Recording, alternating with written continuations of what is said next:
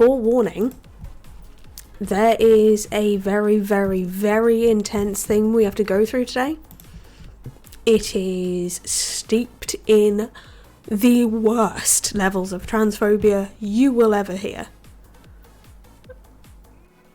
And yeah, it's a big story, and it starts with the BBC article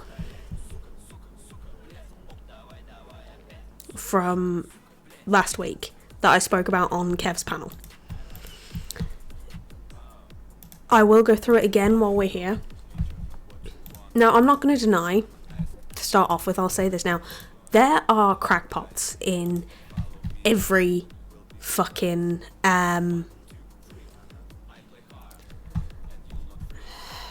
every group, right? That's the way life is. But there comes a point where it goes from pointing out abuses to using abuses as an excuse to publish a genocidal manifesto, which is what porn actress and lesbian and well-known gender critical activist Cade has done. Yes, serial rapist. Now, legally speaking, well, I don't know if it's the same in the US. In the UK, you cannot legally be done for rape unless you have penetrated somebody. Now, you're okay, Charlotte. Be warned, this is a big fucking trigger warning subject. Big trigger warning. Okay. Yes, according to UK law, you cannot be a rapist if you do not penetrate somebody with something. But, definitionally speaking, yeah, women who rape men, who force them to penetrate, like a woman who forces a man to penetrate her is not a rapist, legally speaking. It's really dumb. But yeah, so the law here is fucked, but I'm pretty sure it's not the same in the US. I'm pretty sure non-penetrative rape is a thing that exists under US law, but I'll need to look into it properly. So, be warned, I fucking hate this. It's bad. It's really bad. It's really, really bad. We're going to start again with the article where we were last week. We're going to fly through that as quickly as we can. And then we'll go from there. And we'll go into who Cade is, what she's done for a living, and then we'll go into her new level of fucking batshit. Because it is. It's batshit.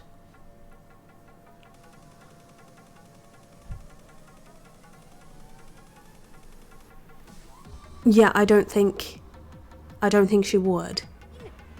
But I need to look into it better. She did do some forced penetration, so she would in some instances. But I need to look into it better. Yeah, mods, do me a favour. Jen and Jay, just keep a fucking close watch on the fucking chat. Yes, I'm transgender, look at my bio. Thank you, Gemma. I'm glad you're going to sleep, because this shit is triggering as fuck.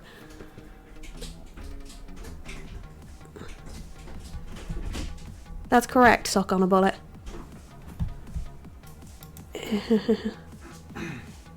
Thank you, Kvass. That's enough off topic, you are correct. Now. Yes, invert, I am transgender. Yeah, this is gonna suck donkey balls. A person commits an offence if he intentionally penetrates the vagina, anus, or mouth of another person with his penis.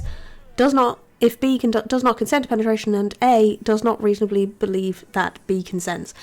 Jay, I have a question for you.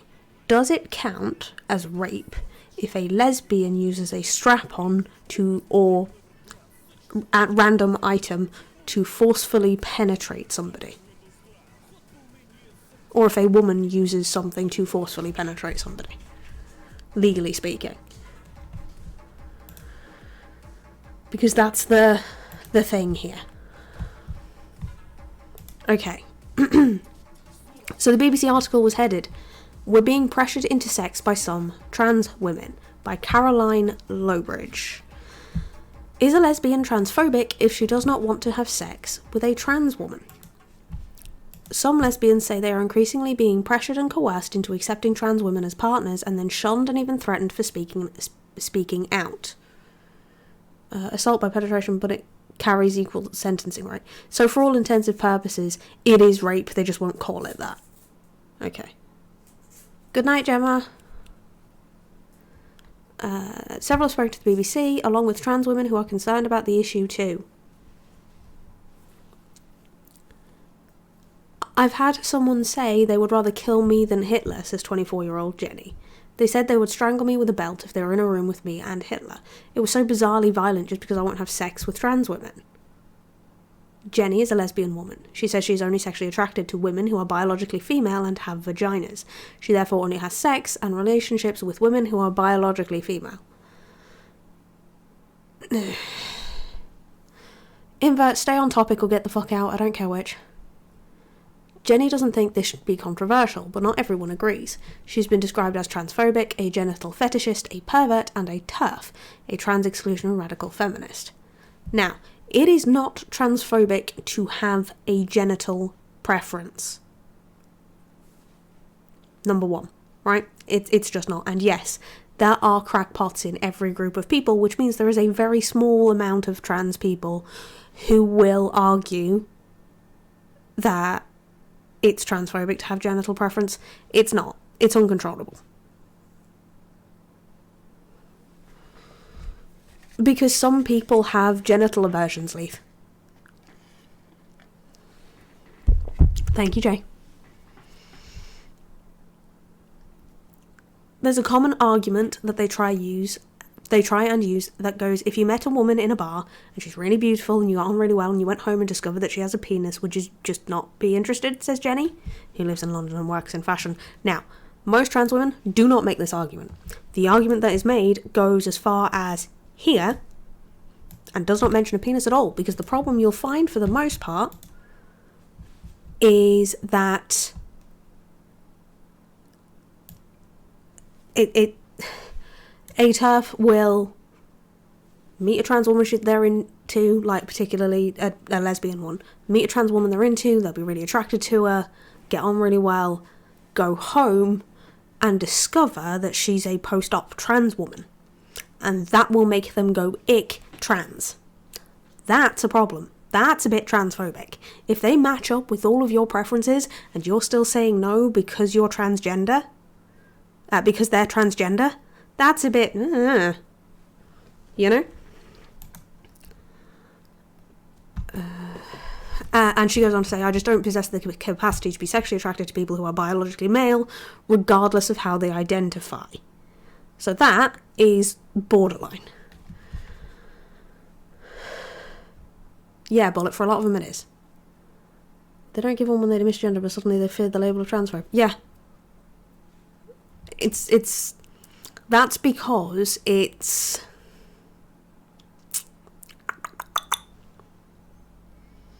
convenient for them to do it in this doodah, because it paints trans people, particularly trans women, as unreasonable.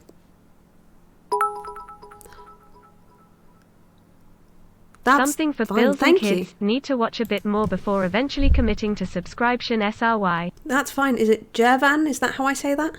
Please correct me if I'm getting that wrong. I'm buttering. Thank you very much for the 1,000 bits. You can also do donations if you'd rather do that through PayPal with !support, and a link will pop up in chat if that helps. Yes, preferences are okay, even when preferences are informed by bigotry. Have you the brain worms?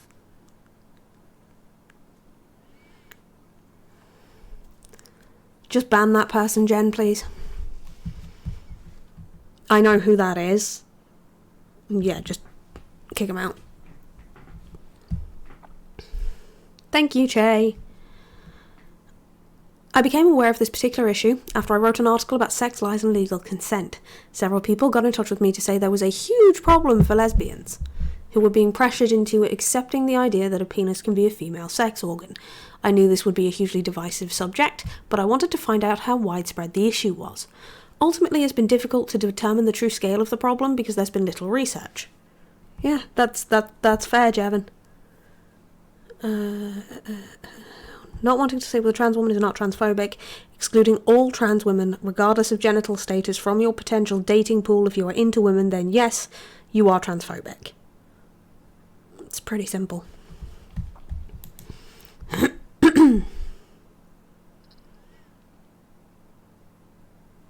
Yeah, that's fair, Shaw. It has been difficult to determine the true scale of the problem because there has been little research on the topic. Only one survey to my knowledge. However, those affected have told me the pressure comes from a minority of trans women, as well as activists who are not necessarily trans themselves. And I mean, God love them. There is the odd cis person, there's quite a few cis people, who will push this narrative as if it's something the trans community wants. I mean, they're well-meaning, they really are. But they're so fucking wrong. So wrong. Yes, invert, just look at Blair White. I already have, actually. I just don't think I put it in. Did I? I didn't put it in there yet. Not what we're talking about right now. Get out. Stay out. And Rose of Dawn, yep.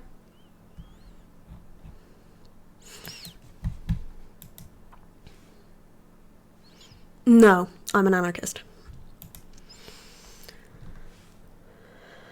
Yup. They describe being harassed and silenced if they try to discuss the issue openly. Oh yeah, the last thing I wanted to say on the last bit. If you are trying to vouch for the trans community, talk to trans people about their talking points before doing so. Do not erroneously claim something is transphobic if it isn't, because it is not up to you to determine the bar of transphobia. That's okay, Shay, I dealt with it.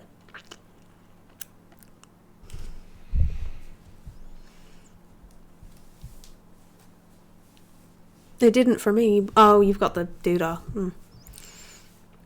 They describe being harassed and silenced if they try to discuss the issue openly. I received online abuse myself when I tried to find interviews using social media. One thing every lesbian deals with is straight dudes telling them if only they'd give them a chance they might realise they're actually straight. Accurate. Trans activists have that same energy. Let people date who they date. If someone rejects you, it's none of your business why. Now that can be something I entirely agree with. If someone isn't interested, they're not interested, don't push it. Just don't. That's just the way it is.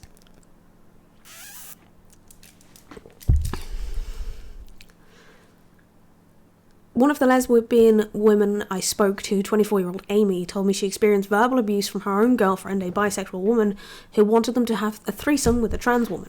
When Amy explained her reasons... Thank you very much, Just wanted Jevon. to add to the bar.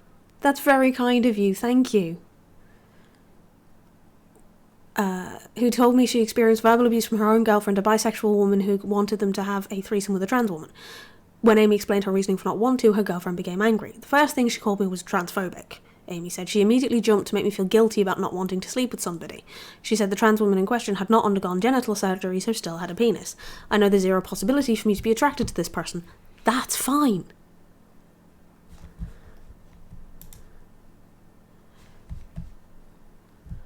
No, because he's still a piece of shit, and that's still not on topic. Stay on topic. Yeah, if you don't want to sleep with someone with a penis, that's fine. Don't. I can hear their male vocal cords, I can see their male jawline, I know under their clothes there's male genitalia. These are physical realities that as a woman who likes women, you just can't ignore. That's not always true. There are genuinely trans women that you have probably met in your life that you have no idea are trans.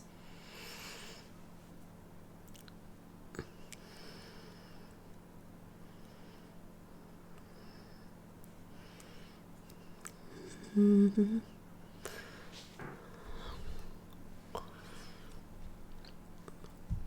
Amy said she would feel this way even if a trans woman had undergone genital surgery, which some opt for while many don't. Again, if they normally match everything you would be attracted to and it is just the adjective of transgender that puts you off, there's a problem in your brain. Like, there is some sort of position you hold there, like, that is really deeply ingrained that you need to examine. Because if they otherwise tick off every single box and it is just a single thing about this person that makes you go, ugh, and it is just a descriptor, it's not even like anything about them as a person, you got issues. And yeah, Jay, you're right, there are cis people who you would assume are trans, and they're absolutely not.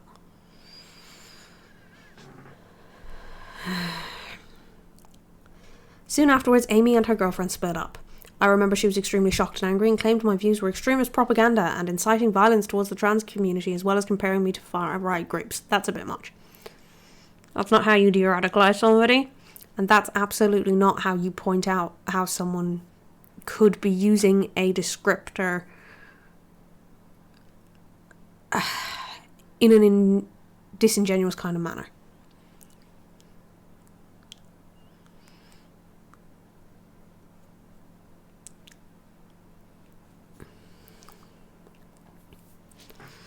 Another lesbian woman, 26-year-old Chloe, said she felt so pressured she ended up having penetrative sex with a trans woman at university after repeatedly explaining she wasn't interested. This is rape. That's what this is. This is coercion, and it is rape.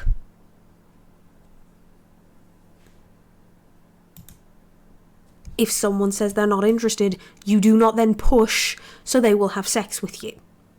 You just don't do it. It's rape. Rape by coercion, but still rape. They live near each other in halls of residence. Chloe had been drinking alcohol and does not think she would have given proper consent, or could have given proper consent. Again, that's rape. This trans woman pushed, and she absolutely shouldn't have. I felt very bad for hating every moment, because the idea we are attracted to gender rather than sex, and I did not feel that, and I felt bad for feeling like that. Ashamed and embarrassed, she decided not to tell anybody. The language at the time was very much trans women are women, they're always women, lesbians should date them. And I was like, that's the reason I rejected this person. Does that make me bad? Am I not going to be allowed to be in the queer community anymore? Am I going to face repercussions for that instead? So I didn't actually tell anybody. Hearing about experiences like these led one lesbian activist to begin researching the topic. Angela C. Wilde is co-founder of Get the L Out, whose members believe the rights of lesbians are being ignored by much of the current LGBT movement. I would like to point out that Get the L Out are a very well-known, not only transphobic, but biphobic and panphobic organisation. Yes, Jay, very probably. She and her fellow activists have demonstrated at Pride marches in the UK where they have faced opposition. Pride in London accused the group of bigotry, ignorance and hate. Lesbians are still extremely scared to speak because they think they won't be believed because the trans ideology is so silencing everywhere, she said. Angela created a questionnaire for lesbians and distributed it via social media and then published the results. She said that of the 80 women who did respond, 56% reported being pressured or coerced to accept a trans woman as a sexual partner.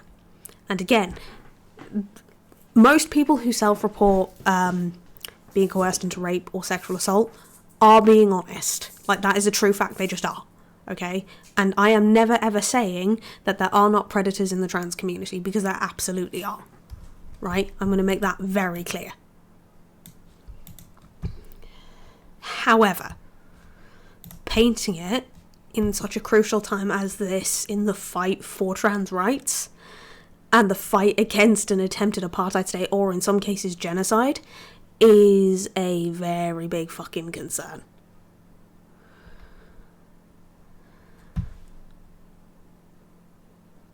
Yeah, it is sharp, but yeah, okay, it's a biased group. But A, there are predators in every community, as Jane correctly points out. B, those who self-report assault and rape tend to not lie about it because it's a pretty serious thing to talk about. it is very, very rare that someone will lie about it.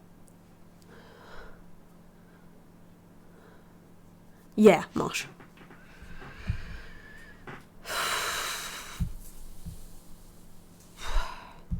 While acknowledging the sample may not be representative of the wider lesbian community, she believes it was important to capture their points of view and stories, as well as experiencing pressure to go on dates or engage in sexual activity with trans women. Some of the respondents reported being successfully persuaded to do so.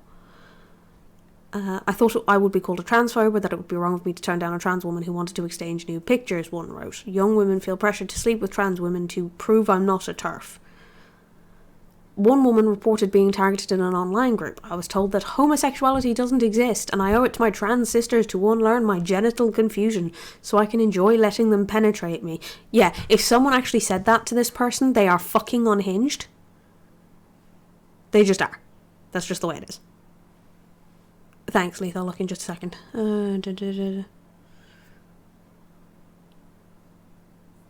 Yeah, that doesn't surprise me. Phenomenal. It doesn't surprise me fucking at all.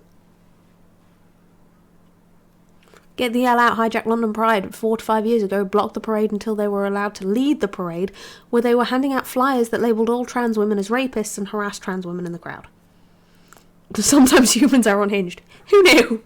Yeah, every single group has unhinged people in it. That's just humans.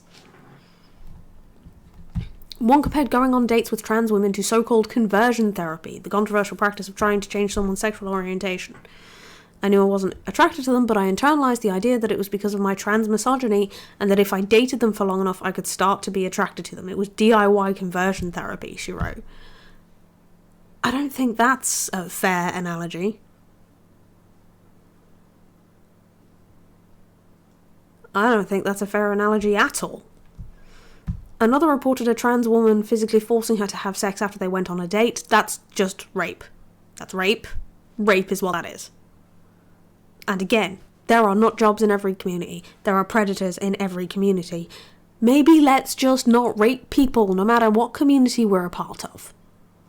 They threatened to out me as a TERF and risk my job if I refused to sleep with them. I was too young to argue and had been brainwashed by queer theory that they were a woman, even if every fibre of my being was screaming throughout. So I agreed to go home with them. They used physical force when I changed my mind upon seeing their penis and raped me. PSA, conversion therapy is literally torture. Using the term as that article did cheapens the very real damage conversion therapy causes. Correct.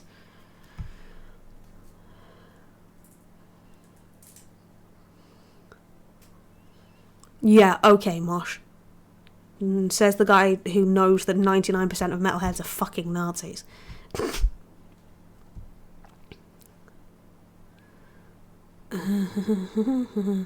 While welcomed by some in the LGBT community, Angela's report was described as transphobic by others. People said we are worse than rapists because we supposedly try to frame every trans woman as a rapist.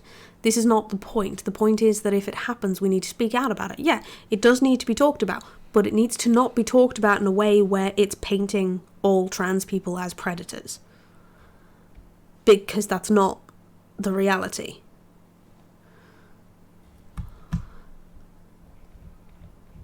Trans YouTuber Rose of Dawn has discussed the issue on her channel in a video called "Is Not Dating Trans People Transphobic?" This is something I've seen happen in real life to friends of mine. This was happening before I actually started my channel. It was one of the things that spurred it on. What's happening is women who are attracted to biological females and female genitalia are finding themselves put in very awkward positions where if, for example, on a dating website, a woman approaches them and they say, "Sorry, I'm not into trans women," then they are labelled as transphobic. It doesn't matter. It doesn't matter. It really doesn't. Like, if you are that staunchly uncomfortable with it, right, or your preference is that bad and someone labels you as transphobic, it doesn't matter. It really doesn't. You know who you really are. If you accept and appreciate trans people but just aren't into them, that's okay.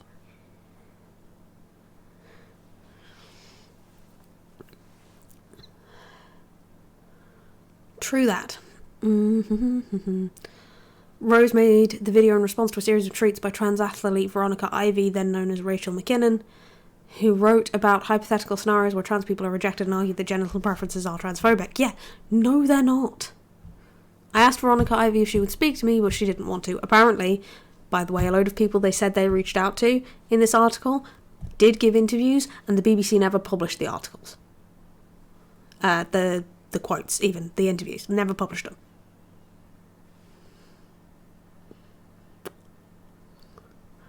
Yeah, I know, right, Alex?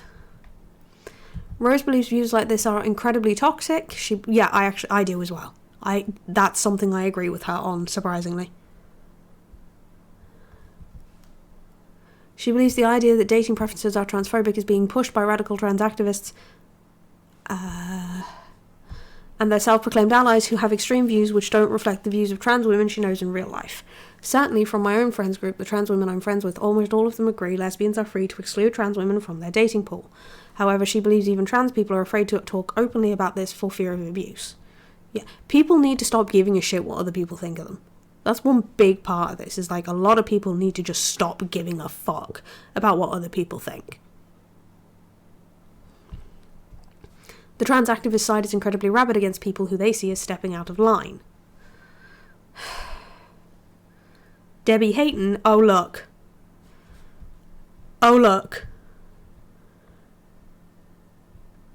Didn't someone list Debbie Hayton as a transphobic trans person earlier? Yeah.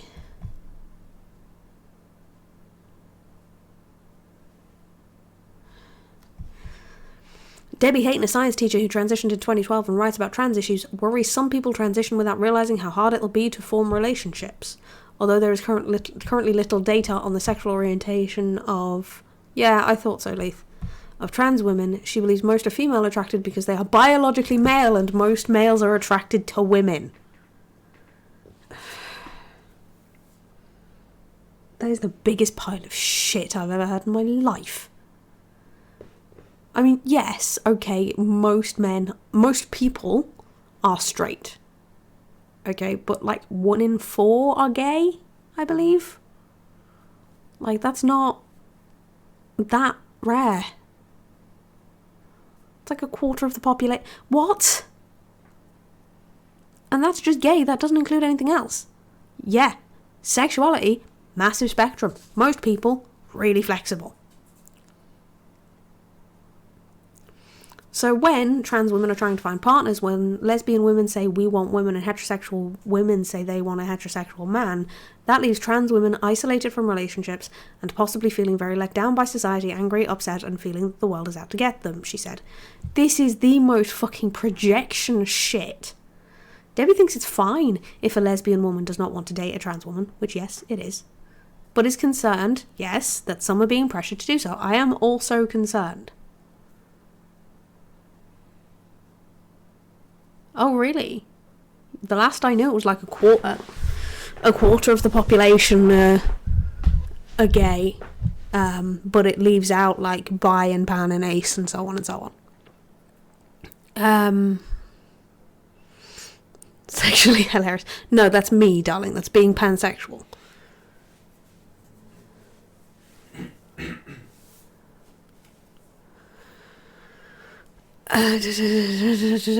Debbie, the way that shaming is used is just horrific. It's emotional manipulation and warfare going on. I mean, yes, it's manipulation. I think warfare is a bit fucking weird word. I'd like to see a source for that.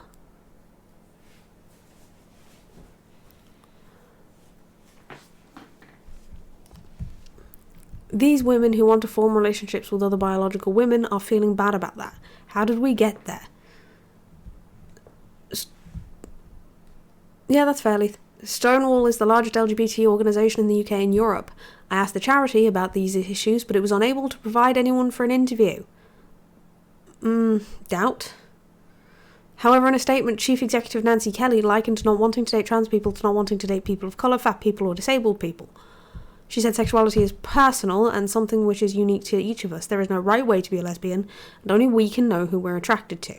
I mean, that's correct. Like, only we can know who we are attracted to. Some people are exclusively attracted to bigger people and not to skinny people. You know, hey, Buen Buen, how the fuck are you? If you don't, go follow Dr. Buen Buen. Doc, be warned, this is fucking heavy as shit. Okay? It's like, kick you in the nuts heavy.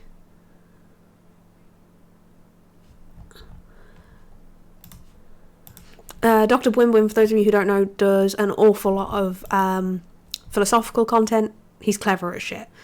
Gender critical people. TERFs, Doc. They're TERFs.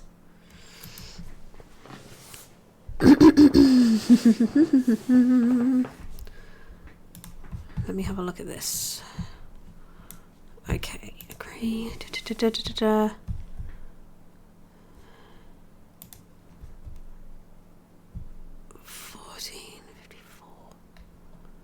Complete externality. Jesus, that's almost impossible to make out. Hey, Gritty. So what, that's 50-something%?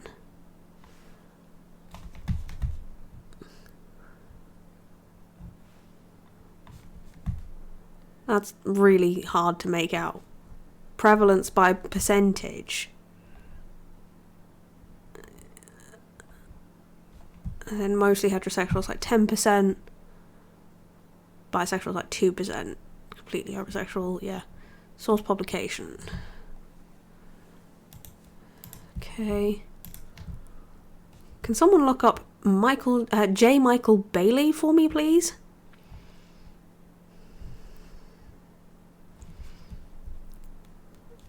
Show all 6 authors. Yeah.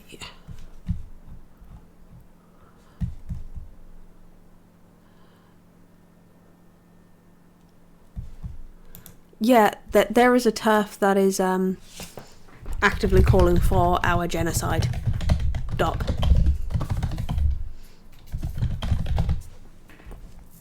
Let's see. Oh look, he's been marked on Shinigami Eyes as a well-known transphobe. That's interesting.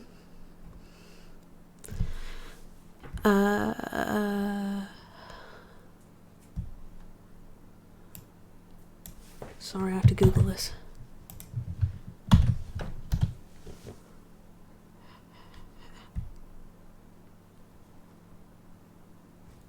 Okay, that's... well, at least that there's that. Queen of...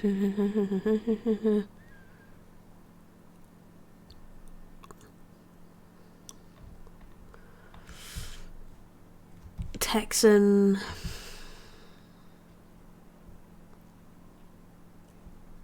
I want to find out.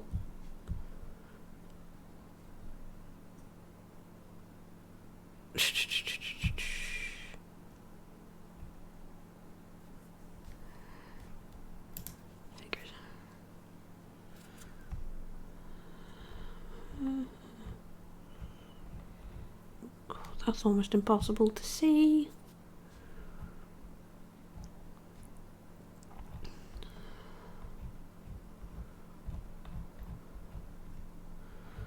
Just want to see the fucking graphs properly, mate.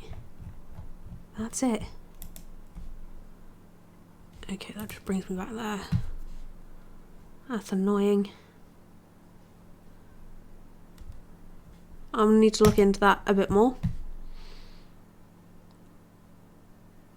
So I have that study downloading so that I can. Anyway, back to the point that's actually on topic and relevant.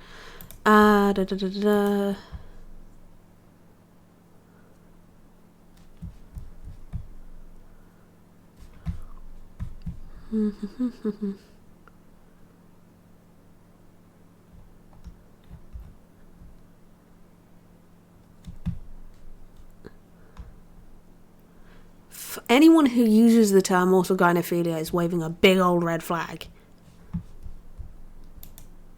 Yeah, Doc, you're right. But this shit gets bad.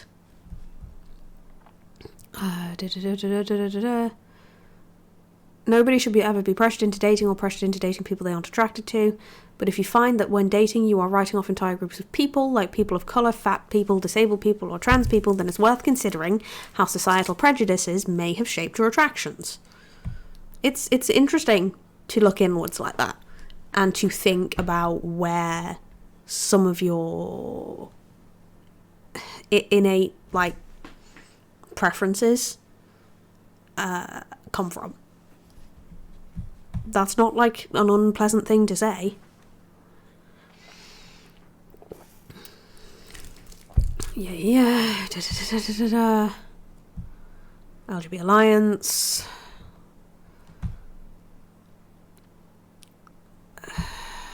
LGBT Alliance says it's particularly concerned about younger and therefore more vulnerable lesbians being pressured into relationships with trans women. It's very disturbing that you find people saying it doesn't happen, nobody pressures anybody to go to bed with anybody else. They're two different things. Either someone's being pressured into a relationship or they're being pressured into sex. It's not the same thing. Which is it?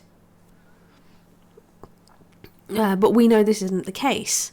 We know a minority, but still sizable minority, the source of trans women do pressure lesbians to go out with them and have sex with them, and it's a very disturbing phenomenon. I asked Ms. Jackson how she knew a sizable minority of the trans women were doing this, and she said, we don't have figures, but we're frequently contacted by lesbians who relate their experiences in LGBT groups and on dating sites. That does not mean that it's a sizable minority. Like, there is a minority of cis men who are behind a considerable amount of sexual crime in this country, right? Like, upper limit, 15% of men. That is not a sizable minority with the amount of men that there are in this fucking country. It's just not. Yeah, the source is just trust me, bro.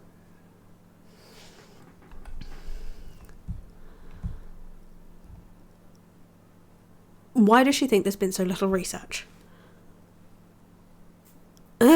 I mean, in the grand scheme of things, it's not that sizable. You know, it's a pretty small number in, like, comparison.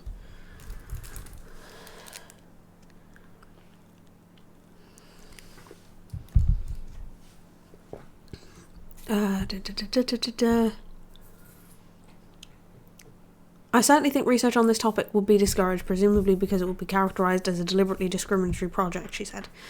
But also the girls and young women themselves, since it's likely the shyest and least experienced young women who are the victims of such encounters, would be loath to discuss them.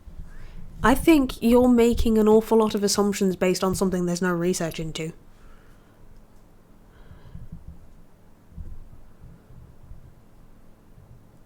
Jay, do you want to take that question?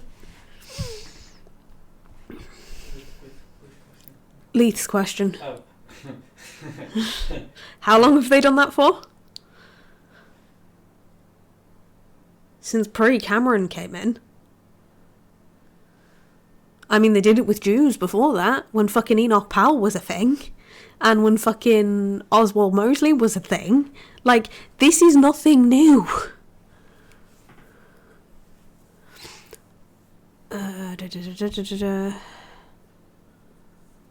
Like, the LGBT Alliance has actively called for an apartheid state, and Miss Jackson here is saying that the LGBT Alliance isn't a hate group, isn't anti-trans, and isn't transphobic, and their supporters include trans people, which I don't doubt there's some trans people in there, but they have a huge amount of internalized fucking transphobia.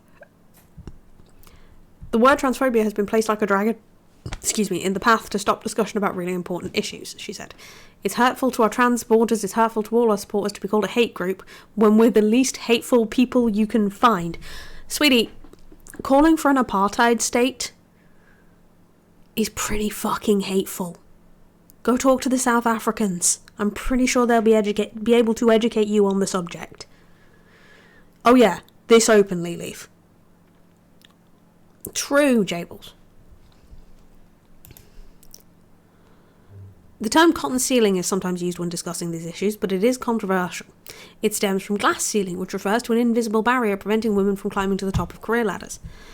Cotton is a reference to women's underwear, with the phrase intended to represent the difficulty some trans women feel they face when seeking relationships or sex. Breaking the cotton ceiling means being able to have sex with a woman. The term is first thought to have been used in 2012 by a trans porn actress, going by the name of Drew DeVoe. She no longer works in the industry, and I have not been able to contact her. Again, doubt. However, I spoke to a former porn performer and director who believes she inspired DeVoe to use it. Lily Cade, who worked in the industry for 10 years, that name is important, remember it for later, for 10 years went by the label Porn Valley's Gold Star Lesbian because she only ever had sex with other women. Lily was asked to do a scene with DeVoe in Toronto and initially agreed after looking at photos of her, but she backed out in advance after discovering online that she was a trans woman. My sex drive was oriented towards women, said Lily. I couldn't see past the fact that what I was interacting with was, and really, plug yourself in and belt yourself up here for some fucking insanity. I couldn't see past the fact that what I was interacting with was male genitalia altered by surgery and not the reproductive organ of a female ape, and I just could not get past that. Yes, Che, ape genitalia. I hate that. Feeling guilty, Lily sent DeVoe an email in which she, apparently, apologised for being the worst girl in the whole history of the world. Considering what I'm going to go into later, there's no way in hell she did this. I felt really bad, no you didn't, about the way I felt about this, but I did feel that way. I made the choice to say something about it and to back out, she said. Adult human chicken. Yup. Lily said she was criticised on Twitter at the time, but only among very fringe queer porno people. However, the concept of the cotton ceiling came into wider attention when it was used in the title of a workshop by Planned Parenthood in Toronto. The title of the workshop was Overcoming the Cotton Ceiling, Breaking Down Sexual Barriers for Queer Trans Women, and the description explained how participants would work together to identify barriers and strategise ways to overcome them and build community. It was led by a trans writer and artist who later went to work for Stonewall. The organisation has asked the BBC not to name her because of safeguarding concerns. Quite correctly. It was led by a trans writer. I thought it was kind of gross, said Lily. The language is gross because you are invoking the metaphor of the glass ceiling, which is about women being oppressed. So saying that if someone doesn't want to have sex with you, that person is oppressing you. That's not what it... No, that's not what it's... Like, literally, the title is Work Together to Identify Barriers and Strategise Ways to Overcome Them and Build Community. That's not...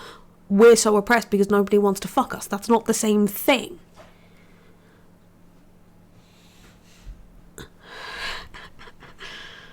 You're all terrible. Can you focus, please? The trans woman who led the workshop declined to speak to the BBC. From everything I understand, no, she didn't. They just didn't include the interview in the article. In a statement sent to the BBC, Executive Director Sarah Hobbs said the workshop was never intended to advocate or promote overcoming any individual woman's objections to sexual activity. Instead, she said the workshop explored the ways in which ideologies of transphobia and transmisogyny impact sexual desire. Who else was approached? In addition to Veronica Ivy, I contacted several other high-profile trans women who have either written or spoken about sexual relationships, and none of them wanted to speak to me, but my editors and I felt it was important to reflect some of their views in this piece. In a video which has now been deleted, so bear in mind, this video has been deleted, there is no need to include it, it's gone. You don't know if Riley's changed her view or not, because it was quite an old video. Thank you. I'll check for that in a second. YouTuber Riley J. Dennis argued that dating preferences are discriminatory. She asked, would you date a trans person? Honestly. Think about it for a second, okay, got your answer? Well, if you said no, I'm sorry, but that's pretty discriminatory. She explained, I think the main concern that people have in regards to dating a trans person is they won't have the genitals they expect, because we associate penises with men and vaginas with women. Some people think they could never date a trans man with a vagina or a trans woman with a penis. But I think that people are more than their genitals. I think you can feel attraction to someone without knowing what's between their legs, and if you were to say that you're only attracted to people with vaginas, people with penises, it feels like you're really reducing people just to their genitals, which isn't correct. Genital preference is fine. Shut the fuck up. It's fine. Like, there's nothing wrong with genital preference at all. Another YouTuber, Danielle Pigalini, made a video titled The Cotton Ceiling, Transphobia, Sex and Dating, but not Transsexuals. She said, I want to talk about the idea that there are a number of people out there who say they're not attracted to trans people, and I think that that is transphobic because anytime you're making a broad generalised statement about a group of people, that's typically not coming from a good place. Which, okay, that's fair. However, she added, if there is a trans woman who is pre-op and someone doesn't want to date them because they don't have the genitals that match their preferences, that is obviously understandable. Novelist and poet Ros Cavini wrote an article called Some Thoughts on the Cotton Ceiling. Thank you for the sub, Electron. Hey yo everyone. It's wonderful to see you. What is always going on is an assumption that the person in the current status of their bits and the history of them is the current status of their bits and the history of their bits.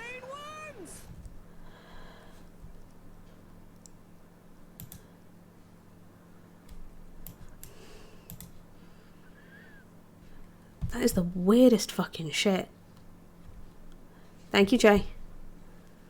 Yeah, leave Hildy alone.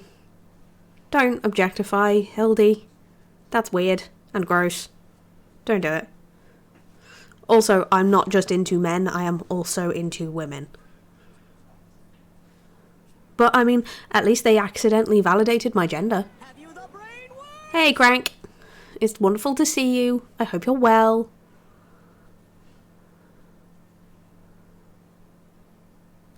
Actually, Jen, technically no. There have been instances of very severe illnesses and infections being caused by no sex. And death being caused by no sex. It's a thing that can happen.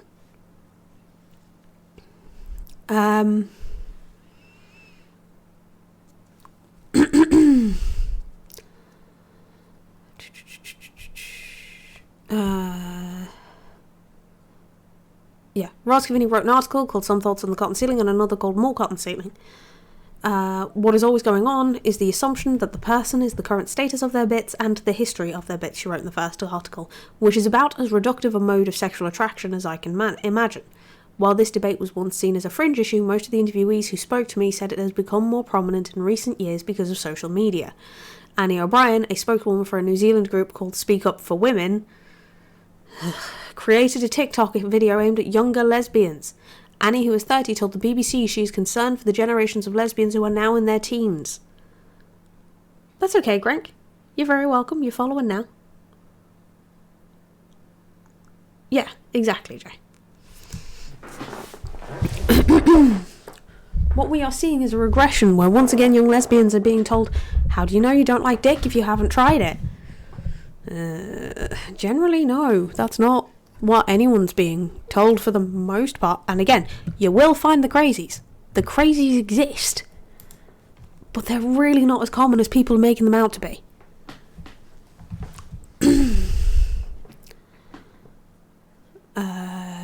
We get told we should be looking beyond genitals and should accept that someone says they are a woman, and that's not what homosexuality is. Yeah, exactly, Jay. Speak up for women, but no, not those ones. Yup. You don't see as many trans men interested in gay men, so they don't get it, the pressure as much. But you do see a lot of trans women who are interested in women, so we are disproportionately affected by it. A handful of crazies do not a whole bucket of crazies make. Annie believes these kind of messages are confusing for young lesbians. I remember being a teenager in the closet and trying desperately to be straight, and that was hard enough.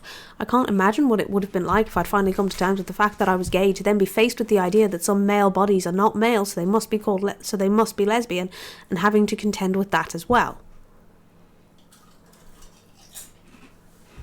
I hate this. I don't want to date someone because they have a penis. Wow, thanks for reducing not only your sexuality but also a person down to genitals. That's not... No, not that, actually. Genital preference is at least 99.9% transphobic. No, it's not. I'm sorry if you're going to be mad at this, but yes, it's transphobic. No, it isn't. No, it isn't.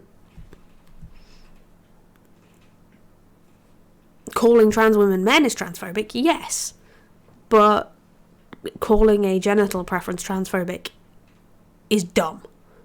That's what it is. It's dumb. Jesus, for the love of all that's holy, right? A lot of trans people, and I say this with all the love in the world, would help ourselves and each other if we, A, didn't let cis people speak for us, because a lot of that was probably well-meaning cis people, because that's mostly who gets that shit wrong. And B, if the crazies were a bit more drowned out.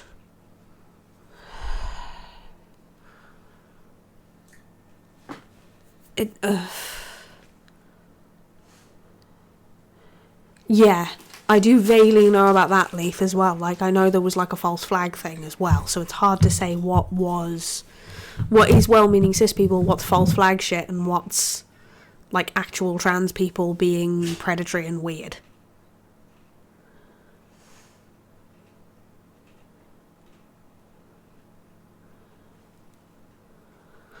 For those of you who don't know, what Leith is referring to is, it has come to light quite recently, and I haven't looked into this properly, so I don't know all the details.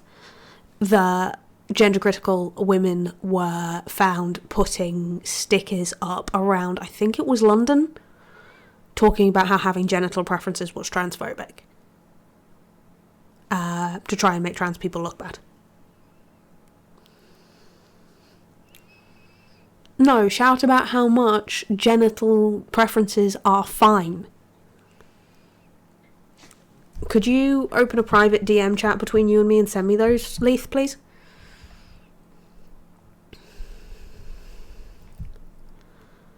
Yeah, okay, so that's that. The BBC has changed the names of people, blah, blah, blah, blah, blah, blah, yeah. So that's how all of this started.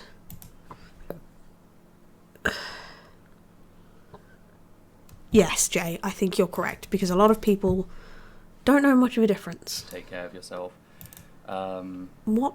It's not your responsibility to tune in, listen, all this. Ah, that's what. Sorry, I have a thing doodad for later, but I didn't realise it had started. Bear with.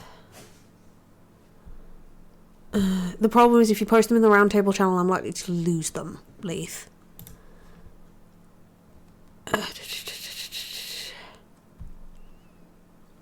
Yeah, that sounds about right. Okay, I'll need that later. Start that.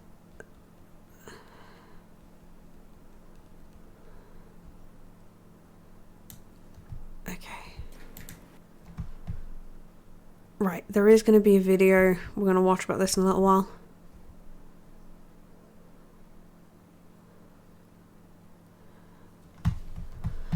Okay. Oh god, I've got too many fucking notifications. Sorry, bear with everybody. Let me just sort this shit out.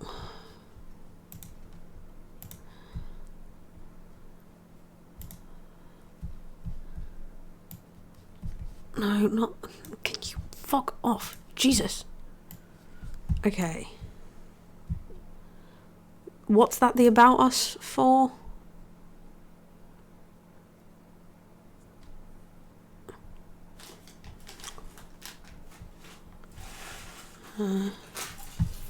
Okay. I'm gonna need that. And...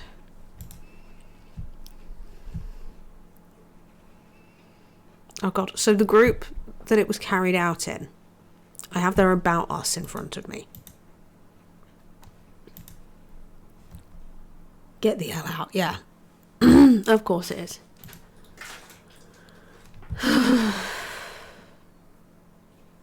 Oh Jesus, that, yeah, okay. Have you the brain worms? Hey Hannah, how are you? Somewhat romantically inflexible straight, but I'm pretty sexually rigid. I mean, it's true, dicks do just look weird. So, the about us for Get the L Out, just so you all know. We're a grassroots lesbian feminist activist group aiming at creating an autonomous lesbian community and an uncompromising lesbian visibility that is not controlled by men's desires and visions of who we are. We strongly argue that the only way to end anti-lesbianism is to get the L out of the LGBT community and build women-centred alliances with all lesbians and feminists willing to end male domination and women's oppression. Have you the brain worms? We stand against any kind of misogynistic politics and systems that prioritise men's interests, queer politics and transgenderism. That's not even a fucking word. Right-wing politics, left-wing politics, patriarchal religious institutions, men's rights activism. Depends on which one you mean. Racism and capitalism. I highly doubt you're anti-capitalist. Who couldn't wait? What? Our organising is fundamentally horizontal. This means we have no leader and there's no hierarchy between the organisers. Oh, they're an anarchist organisation. I mean, they're a bad anarchist organisation, but yeah. Yeah, no, of course they couldn't. It's not even a fucking word. We are witnessing how trans activism erases lesbians and silences and demonises lesbians who dare to speak out. And in bold, we will not be silenced. Hi Bilderberg, how the hell are you? It's wonderful to see you.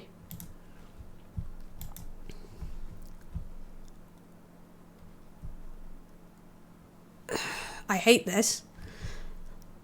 Cotton ceiling equals rape. Lesbians are same-sex attracted. Lesbians do not have penises. Lesbians do not want to have sex with men who identify as trans women. The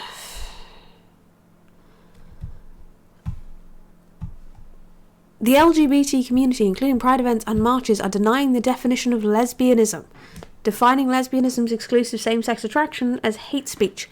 The LGBT community is coercing lesbians to accept penises as female organs and heterosexual intercourse as a lesbian sexual practice. We oppose this manipulative ideology and denounce it as a form of rape culture aimed at lesbians as well as a form of conversion therapy.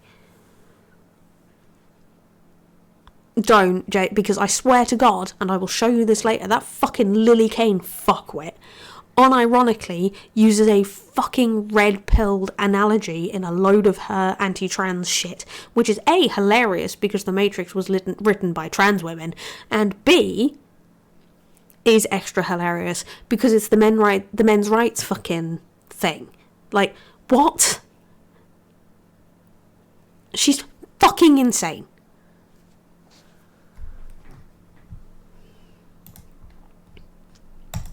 Right, key definitions on language. Due to my own positionality, I reject mainstream ways of discussing gender, as well as the terminology typically used by trans and queer ideologies. When referring to people who identify with the opposite gender. When referring to trans women, I will use the term males who call themselves / identify as women / trans women, as Sheila Jeffries, a prominent feminist, comments. The female pronoun is an honorific. No, it's not.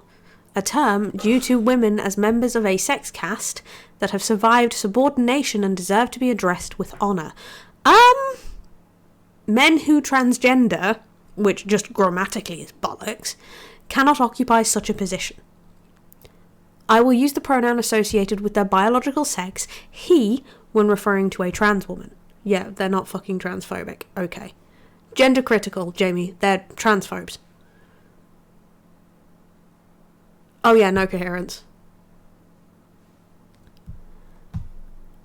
I recognise that this is controversial as gender-neutral language has become an expected part of the discourse when discussing issues related to transgenderism.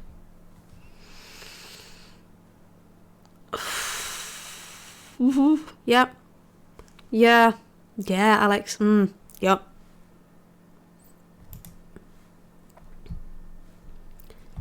The lesbian body is a battleground. The consequence of systemic lesbian erasure combined with the male-centred politics of the LGBT, just the LGBT, is a constant invasion. Invasion of lesbian spaces and invasion of the lesbian body is the ultimate women-only space, leading the destruction of those spaces and the consequent destruction of lesbians.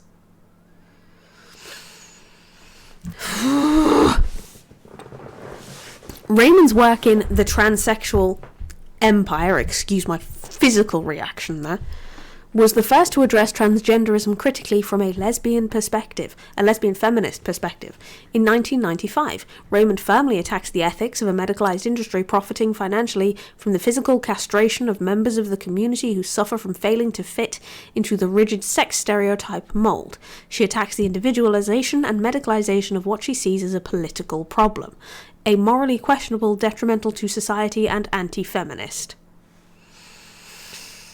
Her chapter, Sappho by Surgery, the Transsexually Constructed Lesbian Feminist, I hate that, addresses the issue of transgender males invading lesbian spaces and describes the case of Candy Stone, which they don't discuss here. All transsexuals rape women's bodies by reducing the real female form to an artifact, appropriating this body for themselves.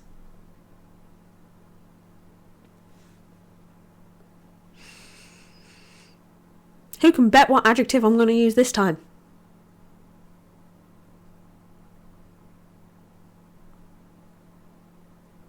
I hate this. I hate this. I hate this. I fucking hate this. Flames on the side of my face. I hate this so much.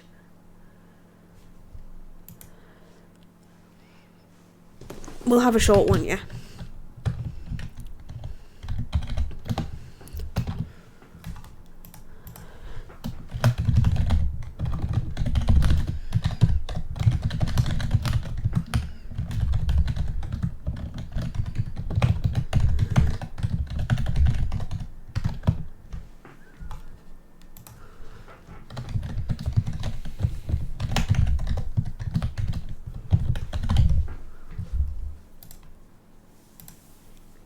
There's a minute long... What do you mean you don't... It doesn't mean guidelines? Try that. There you go. I'm glad you appreciated the clue reference. There is a doodah, a poll in chat. It's only going for a minute. How am I going to describe this? I'll read it again so you all know. The correct identified legitimate... Oh yeah, Jay, that's exactly what's happened. There's about 30 seconds left on that poll, so figure out what I'm going to use. I'll read it again. All transsexuals rape women's bodies by reducing the real female form to an artifact, spelled wrong, appropriating this body for themselves.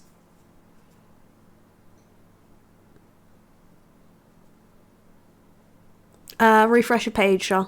Although there's no point. Which one would you have voted for? Batshit, insane, unhinged, deranged, or wild?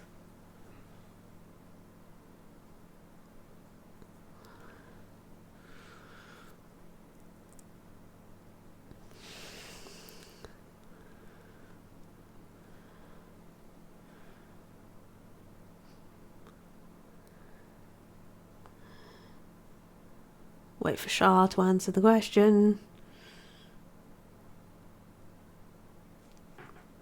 Ding, ding, ding. We do, in fact, have a winner. Everybody who voted for batshit, congratulations, you know me very fucking well. This entire fucking piece is batshit bonkers.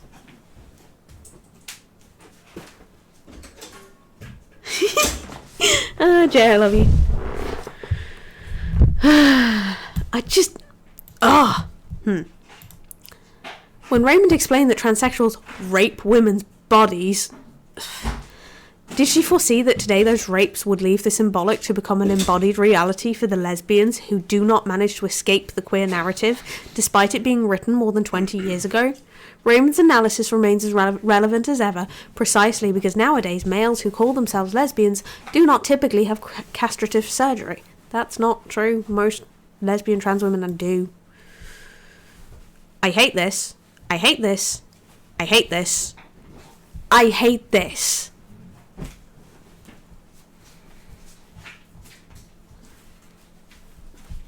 I hate this. This is terrible. I hate it.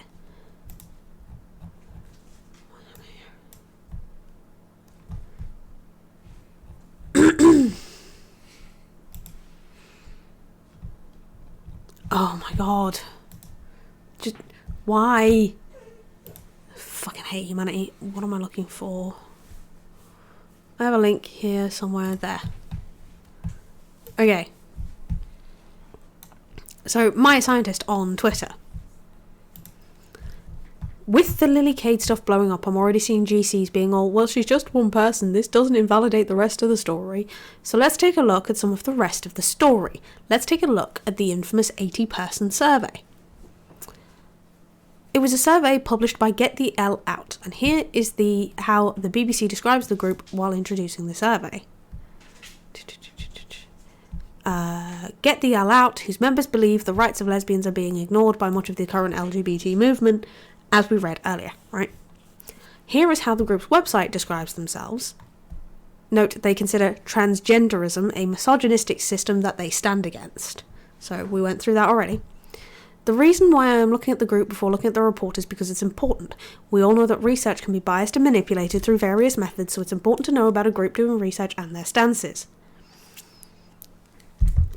And here we have Get the L Out telling us right up front that they stand against transgenderism, aka the very existence of trans people.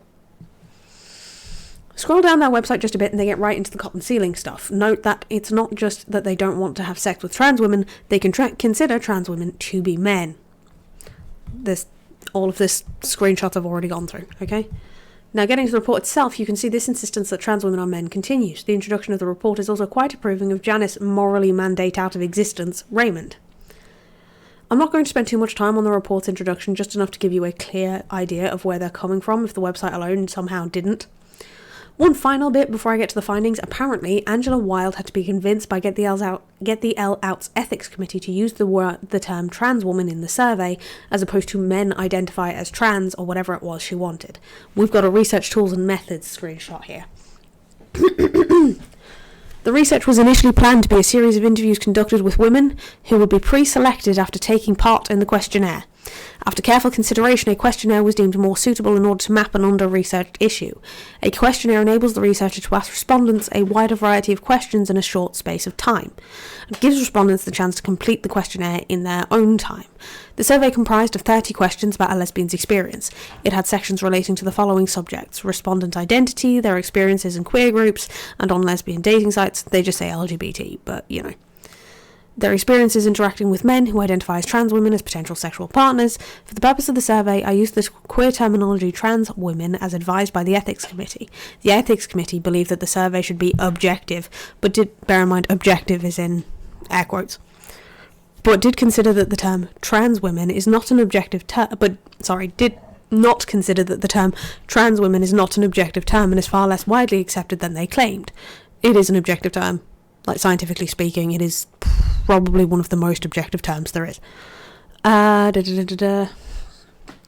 point noted by a respondent who complained that the term was incorrect and misleading, as trans women are biologically male and therefore not a subset of women.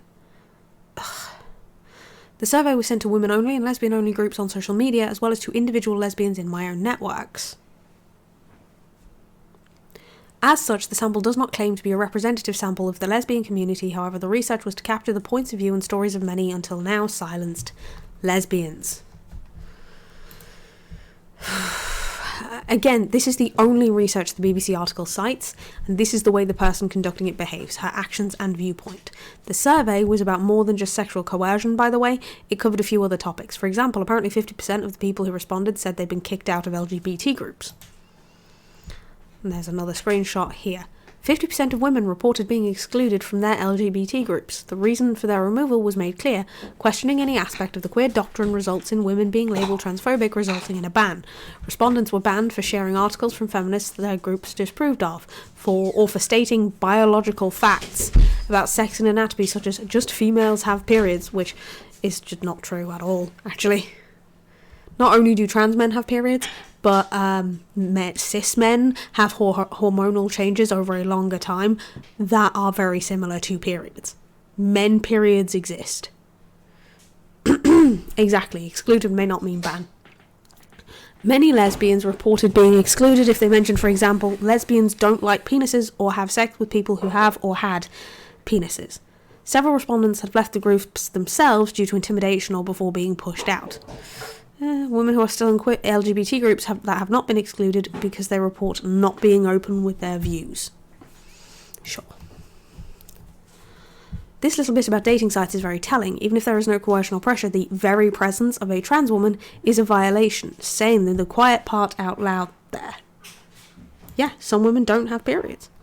48% of respondents reported visiting lesbian dating sites. Of those, 31% have been approached by trans women. 12.5% have been on dates with trans women, 6% of whom unknowingly. 4 respondents report having had a sexual relationship with a trans woman, 3 with a pre-op trans woman, and 1 with a pre-op trans woman. 1 with a pre-op and also post-op trans woman. 2 respondents... Yeah, that's okay, Mayor Monkey, just don't make me regret it, alright?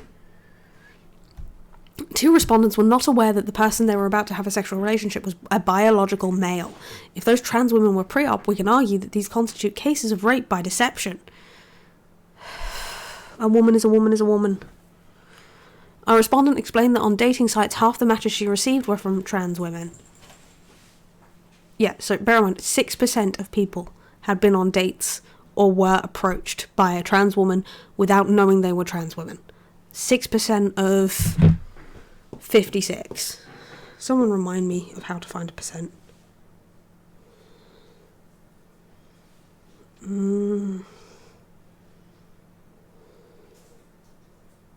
Sorry, 6% of 80. That's 4.8 people. So 5. 5 people had either gone on a date with a trans person without knowing they were trans, or were approached by a trans person without knowing they were trans. 4 respondents report having had a sexual relationship with a trans woman. That's 4. 3 with a pre-op trans woman. 1 with a pre-op and post-op trans woman. Gender critical. Mayor Monkey, they're TERFs. Transphobes. Yeah. Yeah?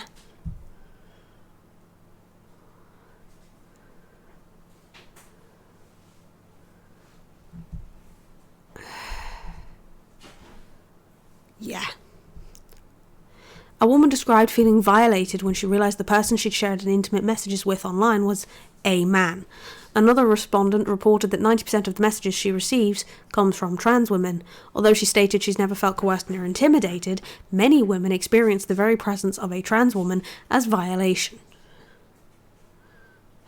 None were making an effort to pass. One had a beard, another stated that they were pre-op and had no intention to change this.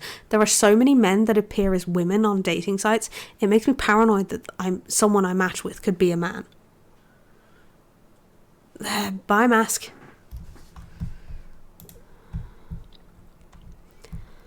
Now we get to the pressure part. Interestingly, that 56% includes indirect pressure, such as what happens online. Given the biased language, it's not totally clear what forms that indirect pressure takes. Would someone say trans women are women count? Indirect sexual pressure. 56% of the respondents reported being pressured or coerced to accept a trans woman as a sexual partner. Much of this pressure happens online. How much? Lesbians are routinely harassed for stating that their sexuality excludes males regardless of their gender identity. Most respondents reported being subjected to such rhetoric directly or indirectly and have experienced it as a form of psychological coercion, with the general feeling that it is online everywhere and relentless.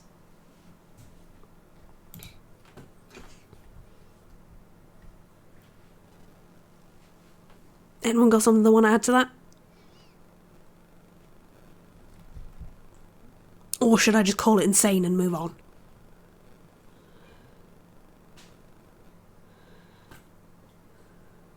What do you mean, Bilderberg? I'm not going to dispute or argue about the cases of sexual assault or rape mentioned. It would be easy to lie on a survey like this, but I don't know what happened, and trans women, sadly, can be predators too. And, plus, most people who self-report assault happening to them are telling the truth. Like, a vast majority thereof. So we need to believe people. End of discussion.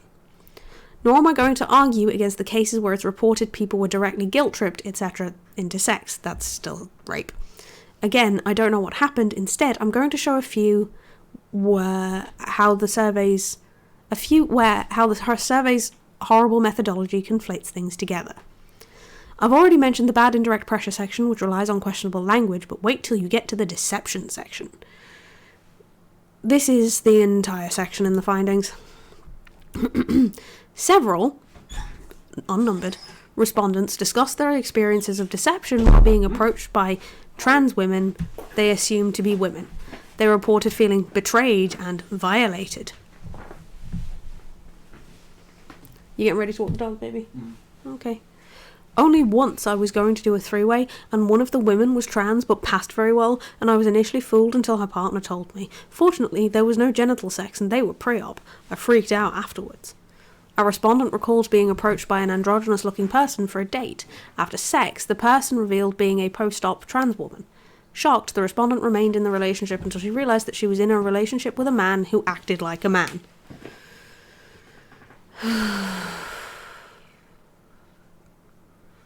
Some people, Bilderberg, have, like, active revulsion to certain body parts. Like, I know gay men who are terrified at the prospect of vaginas. And that's okay. I know straight men who are terrified by the prospect of dick. I know lesbians who are terrified by the prospect of dick. I know straight women who are terrified by the prospect of vaginas. That's okay. There's nothing wrong with a genital preference.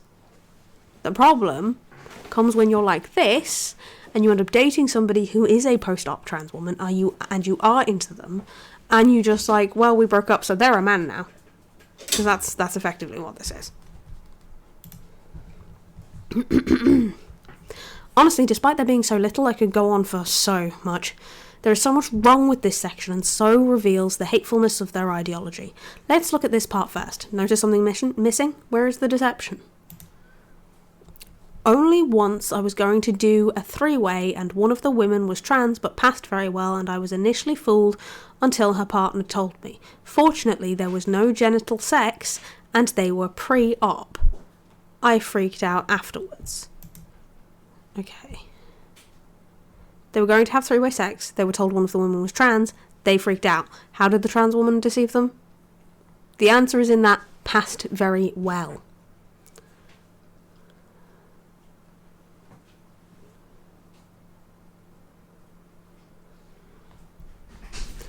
According to the Get the L Out survey the BBC used, merely passing well enough for a cis woman is predatory deception. You are betraying and violating a cis woman if you pass well enough for them to not know you're trans. The survey's conclusion mentions rape by deception, but there's no mention of that in the rape section, so I assume it means stuff like this. The androgynous-looking person. I hope I don't have to explain how horrific it is to equate consensual sex with someone to rape just because you find out they're trans afterwards. This is the type of rhetoric that gets trans women murdered by their sexual partners. No, they were told beforehand by the trans person's partner. That's what they said. I'm not sure whether these deception cases are counting towards the 56% pressure or coercion figure or not.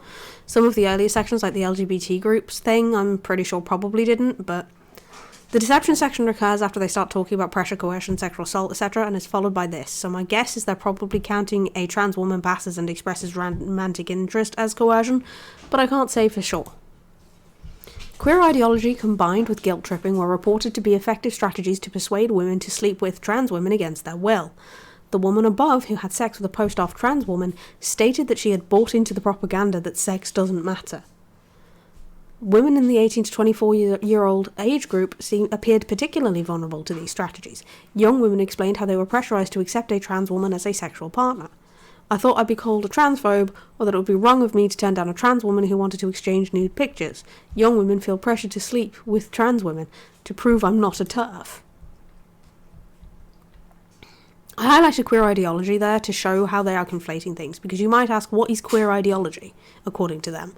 There's no place where they pause to explicitly define it that I could find, but the evidence of this research suggests that there is huge pressure in online and offline LGBT, queer and lesbian groups to accept without question the queer ideology and mantra that trans women are women. So queer ideology is fact. So I guess that answers my previous question about whether or not someone online saying trans women are women would count as indirect pressure. This is the survey the BBC used, the research they cited, and the only piece of research on the internet. And it says that accepting trans women as women is queer coercion. That passing well enough for someone to be attracted to you is deception. That having sex with someone without disclosing you're trans is rape by deception. So no, it's not just Lily Cade. She's kind of overshadowing everything right now, and I'll go into why. But everything in that BBC article is rotten to the core. And then she's linked the report.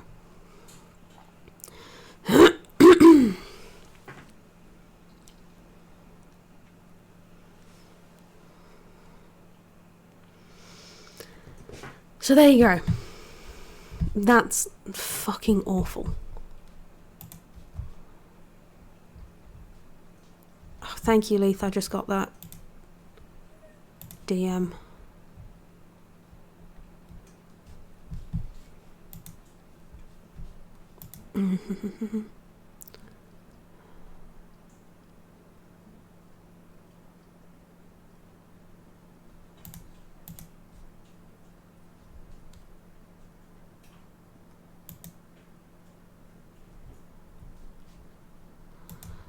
Oh yeah, no, Letha straight up sent me fucking screenshots of someone in a gender critical group admitting on Facebook, admitting to be the person putting pro-trans and weird fucking stickers up.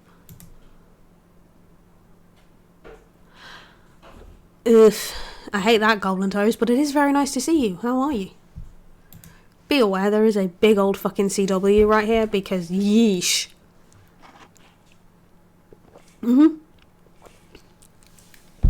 Thank you for those. So, we've gone through the report. I have so much more shit to cover about this, like, holy fuck. Okay.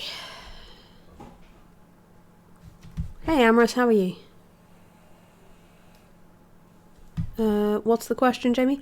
I wonder if being cis-gay wanting preference for another cis-gay partner means you are by default transphobic via being trans-exclusionary if the trans man has a vagina. Yeah, no. It's not transphobic to have, and I've said this like 6 times tonight, please pay attention. It is not transphobic to have a genital preference. That's fine. What is transphobic is if someone matches your genital preference, you're really interested in them, you get on really well, they match your genital preference, and then when you find out they're trans, it is the word trans that puts you off and not anything about the person and who they are as themselves. That make sense?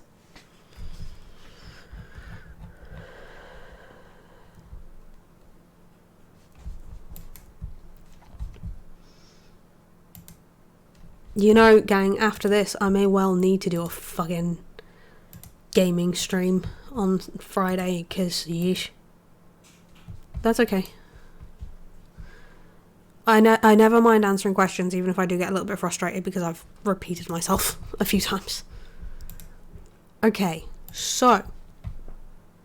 Bear in mind, Lily Cade has been, obviously, quoted in this article, right?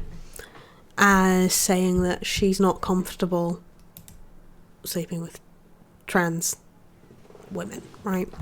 Now, she also has been known to say, yes, J.A., gay mainstream. I'm not sure yet, Leith. To be honest, there is a non-zero chance I'll either play Lego Star Wars, 7 Days to Die, or Euro Truck Simulator. Yeah, exactly, Amorous. What was I saying? Yeah, so, Lily Cade, as we know, has spoken out about this and has been, like, really vocal about the coercion and what have you, right? This is where shit gets a bit weird. Let me find all the links I need for this next bit. Not that bit.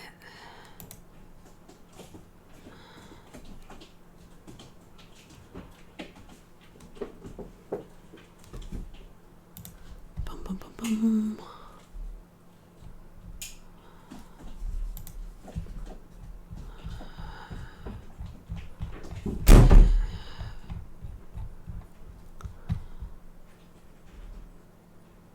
One of the cis women featured in the BBC's Are Some Trans Women Sexually Predatory piece is a serial rapist.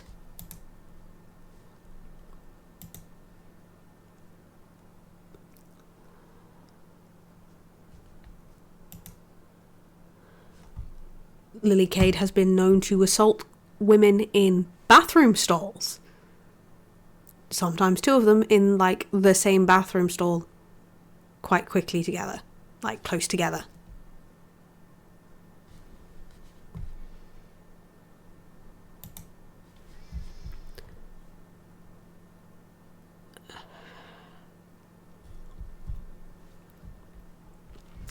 Now, I did some research into this.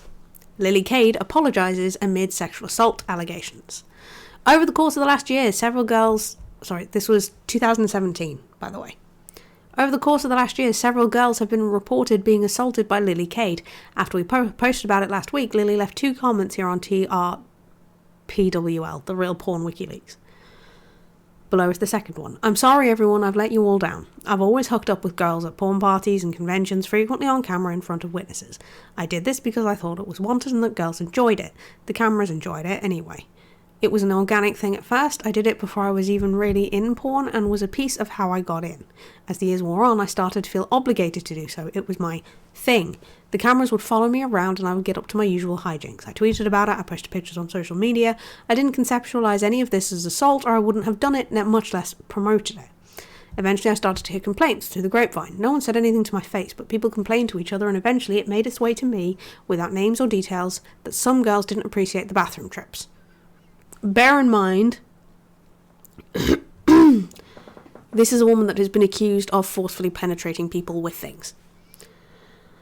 Thank you, Gemma. Yeah, I should do that. I haven't done this since I started, and I've been going for nearly 2 hours, so if there are any subs, or gift subs, or bits, they would all be greatly appreciated, especially if there's any donos, they would also be enormously appreciated, because the bills and things never end, and Christmas is coming up, and you know how it is.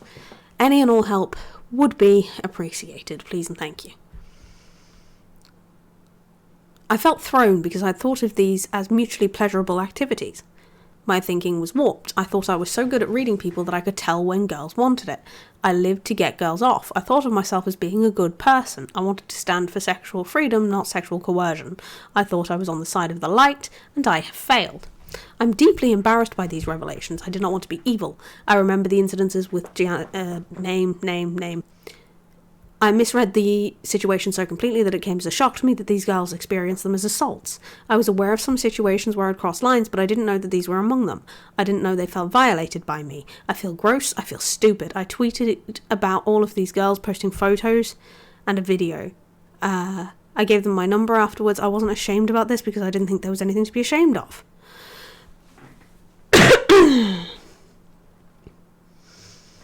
Yes, she is indeed an incorrigible weirdo. I feel ashamed now. I thought that the girls went along with me because they enjoyed it, but they did it because they felt like they couldn't say no. Thank you very much for the donation, Bilderberg. That's very kind of you. I feel ashamed now. I thought that the girls went along with me because they enjoyed it, but they did it because they felt like they couldn't say no. I thought it was all in fun, but it wasn't. I played a sexual predator in movies, but also it was supposed to be tongue-in-cheek. I thought of myself as someone who helped girls in the business, not preyed on them. I thought of myself as an artist, not a monster. On the same party bus where blank says I ruined her blank, I shoved Ron Jeremy for refusing to back off from trying to get in on some lesbian action. At another party, I broke someone else's nose. I thought I was better than porn serial gropers, but I guess I was just the female of the species. I'm deeply sorry for the way that I've made these girls feel. I'm sorry to anyone I have hurt. Yeah, it is.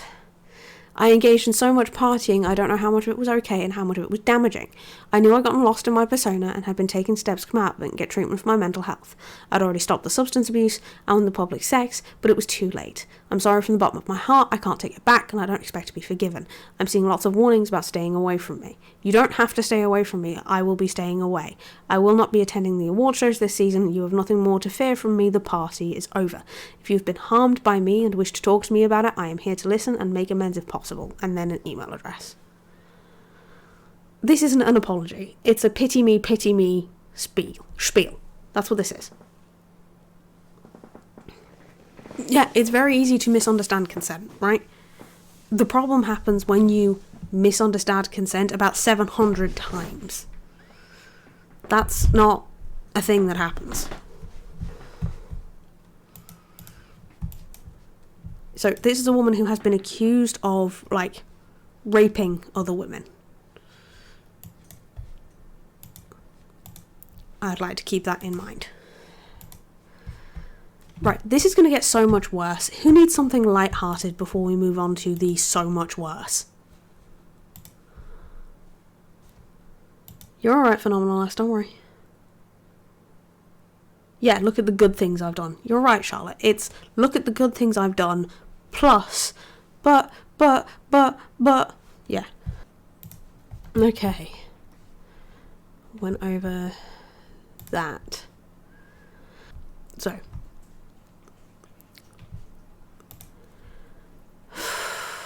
we're going to get into the really heavy shit. Don't forget, there is a very heavy content warning over all of this. It's very, very heavy. Be warned.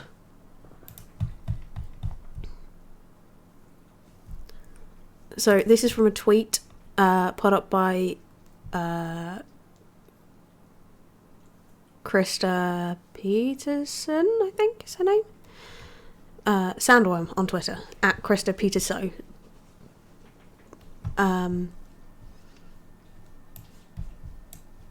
Lily Cade is now explicitly calling for violence against trans women.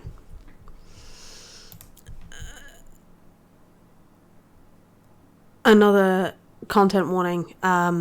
This is also full of sexism, and there's going to be the odd bit of racism as well. Wake the fuck up, bitch, before they slice up even one more child in public. Trans women are vile, weak, disgusting, whiny, fake victim masturbators who should be ashamed of themselves. They threatened suicide and you rolled over. You disgust me too. There is but one noble response to a man who tries to use the threat of violence against himself to manipulate a woman's emotions. Fucking do it then, she says in italics. Trans women are men. Trans women are evil. Trans women are rapists. Trans women are predators. Trans women are men who have surrendered to their shadow. That's what it means to be evil. I should fucking know. The men beneath these vile personas can still be redeemed. So long as the soul walks the earth, it can be redeemed. The trans women cannot. There is no such thing as a trans woman. There is no such thing as gender identity. This is a sick fetish. Do you remember that video with the trans couple trying to breastfeed a baby with the disgusting, weak, whiny, fake victim piece of shit man, not worth the air he breathes, crying about how no one respects him as a mother as he tries to squeeze the hormone-induced weepings of his man titties into a baby's mouth? Find me that video. Watch that video and tell me that's not a worthless, masturbating paedophile fucking a baby while the traumatized child your garbage society has groomed to let pump his seed into her fertile womb, coddles his weakness and lets it happen. How can you stand for this? Where the fuck is child services? Where are that baby's grandparents? How can you let this happen in public and say nothing? What do you think that baby's future looks like? I thought pedos got the wall. I thought comos got the wall. That's a fucking child molester. So is Bruce Jenner. He told you he gets off to wearing his own daughter's clothes and you stood by and did nothing. And that's just a small lump of it. This is Lily Cade, the porn star, the lesbian porn star that was quoted in the very transphobic BBC article, calling trans women predators. Amorous. No, this is her own blog. Yeah, and she is, as I covered earlier, a serial rapist and has admitted to such. Exactly, Gemma. Yes, Caitlyn Jenner is A, valid, and B, infuriating. Trigger warning further for more transphobia, obviously, racism, etc. You did this and you should be ashamed of yourselves for allowing these people to torture and humiliate your daughters, your sons, thousands of little children in open view of the public. If the Arabs did 3% of what the trans women have done to your people, you would bomb them into the Stone Age. If the trans women took prettier girls, maybe you'd care? They will. They'll take all your girls and break them, turn them inside out and cut their tits off and waste their creative energy on masturbatory delusion.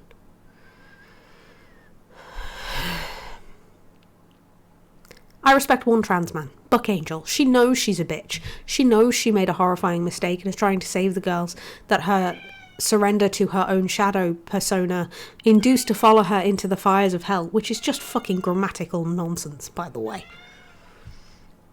She's happy, she says, with the roided up body. Bear in mind, she is entirely just misgendering Buck Angel here. That's what the she is referring to. It's referring to Buck Angel and misgendering him. She's happy, she says, with the roided up body. She likes it, but she knows the cost.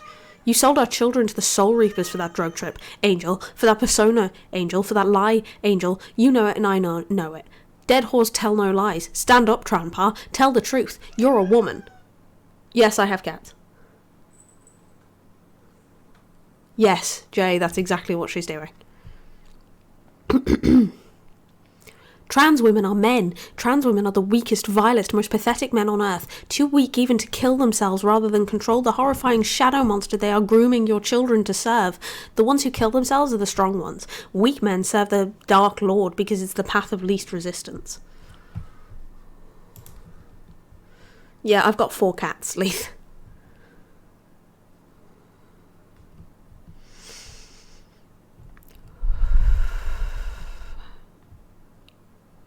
There's so much more. Just, I have whole pieces.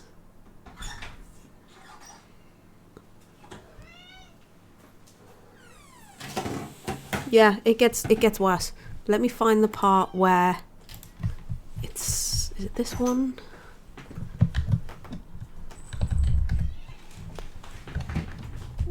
Nope, it's not that one. Is it this one? Or is it this one? Nope.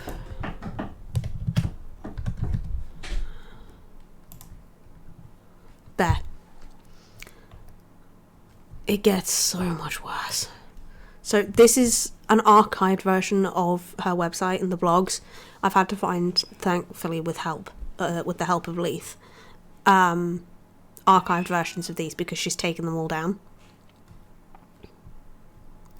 Speak truth to power. Trans women are men. They know they're men. If these men can't slit the throats of these vile personas in public and admit what they've done, take off the dress, look with abject shame upon the front to God and nature they have wrought in the service of their masturbatory fantasies, apologise for the children they've hurt with their lies and their drugs and their grooming, apologise for the incarcerated women they've fed to rapist monsters, apologise for the lesbian spaces they've desecrated, and devote the rest of their lives to repairing the damage they've done. If you've left it up to me, I'd execute every last one of them personally. Cancel the ever-living fuck out of this. Cancel this so hard that no man dare walk the path of the trans woman in public ever again. Enough is enough. Lynch Caitlyn, spelling Caitlyn but meaning Caitlyn Jenner, spelling Caitlyn wrong. The sisters Wachowski, lynch Laurel Hubbard, lynch Fallon Fox. Make these men stand up as the men you all know they are and hold them accountable for their shame. Your fear of the truth has shoveled thousands of children down the hole into Buffalo Bill's basement so that he can harvest them for their skins. Enough is enough.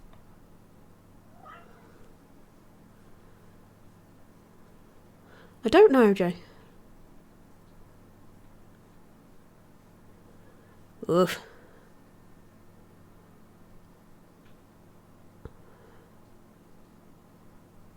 Can you, maybe share that around, Gemma?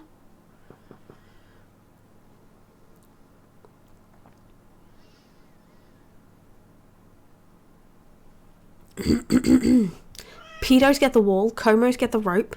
Where the fuck are the Marines? Where the fuck is the army? Where are the farmers with pitchforks? Where are the cowboys, the Indians? Where the fuck are the men? Where the fuck are the mothers? How can you stand for this? If my grandfather and all of his brothers who stood up to Hitler were still here, they would rip the still beating hearts from every last one of these paedophile monsters in public, the same way they've raped your kids. So would every man who walked the earth before your culture decided to accept masturbation as healthy, and not the soul-draining, creative energy-wasting, evil, pathetic act of a man not worth his balls. Now, this is so far from the point, but she's left an unresolved conditional there. I know that's a really minor gripe, but I don't think we can afford to stop writing standards and bigoted diatribes. There are already some... yes, true. Yeah, she won't. She's not, though. She's a whore. Like, literally, like, a porn star. She's not no fap at all. It gets worse. Buckle in. Break your smartphones. Break the internet. Make these people pay. Afraid of T-slurs? They should be afraid of you. Take the red pill, bitch, before it's too late. Everyone's queer. Queer is utterly meaningless at this point. A box of nothing your children stuff themselves into to be cool, with no connection left to the rebellion for which it once stood. Identity is a sin. All lies are sin. I fought for the right to love whom I loved. I did not fight for the right to lie in public and have no one call me out. Navel gaze about my own bullshit while the world burns, or desecrate the sacrifice that has been done in my name as an American to whine about victimhood. I know, right? Like, this is a woman with a very active Twitter account and a blog that she writes inane bullshit on. Thank you, Gemma. So, let me have a look at this.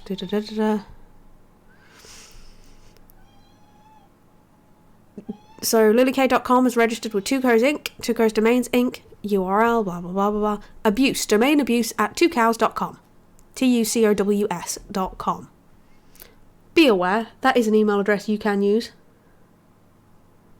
Don't insult degenerates, Weezer. I proudly own my degenerate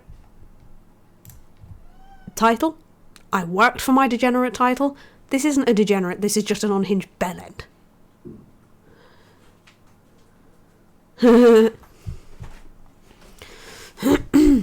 Kill this ideology. Oh, wait, hang on. Yeah. No one deserves these rights was how that last bit ended. Kill this ideology. No mercy, no quarter. Wipe the stain of newspeak from the ivory tower forever. They should be ashamed of themselves. The actually F-slurs. Take back womanhood from the fetishists. Own the truth. Clear eyes, bitch. Once more into the breach. I've already been cancelled. I can speak the truth. Dead horse, tell no lies.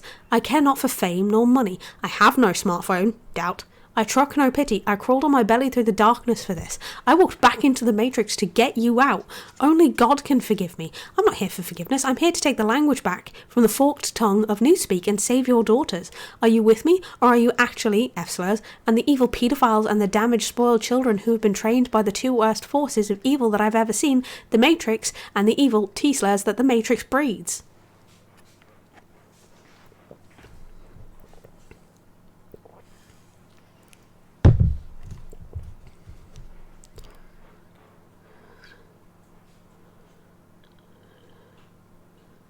Oh yeah. And the thing is, so much of this is just nonsense, and there's like a gross misuse of commas, and it's just horrendous. Yeah, freak, you're right. You're exactly right.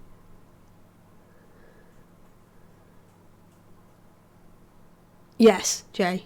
Intentionally kill civilians, children, and combatants alike. The Matrix was written by two trans women before they came out and realised that it was full of trans allegories. It didn't breed it. They've misused it repeatedly. They've tried to own it for themselves. It's what they always do. They do that with everything. This is the last bit I'm going to read so far. The monsters named me the cotton ceiling. To break me and others like me, they raped and groomed and tortured and sliced up and desecrated and educated your daughters. There isn't a single comma here, by the way, because not a single solitary state in all of Western civilization had the balls or the brains or the heart to say no to these freaks. What the fuck is wrong with you? Are you going to let them take me down with some lazy memes while you shit out your shit opinions about shit you know nothing about and masturbate your outrage into your phone and do nothing? Or are you going to take off your goddamn polite society blinders and look this monster in the eyes? I'm the cotton ceiling, bitch. I'm the one who said no. They took down McFest. They can't take down Lily Cade. She's already dead. I'm the bullet, bitch. I'm a fucking soldier. You ready? I'm ready. We can't fight this within the Matrix. No more back and forth message board internet bullshit. This ends now. Stop arguing on the internet with the bootlicking foot soldiers of the men who are fucking your children and stand the fuck up. Peak trans bitch, let's go. Let's see their cotton ceiling and raise them the wall.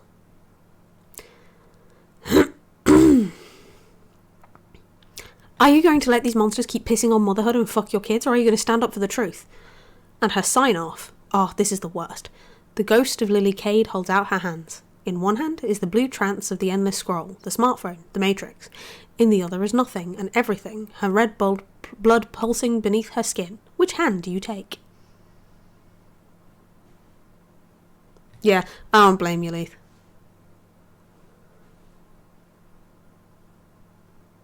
Yeah, exactly, phenomenal. It is absolutely a trans allegory. Exactly. She's a fascist. Like, there's more. There is so much more of this shit that I didn't even touch.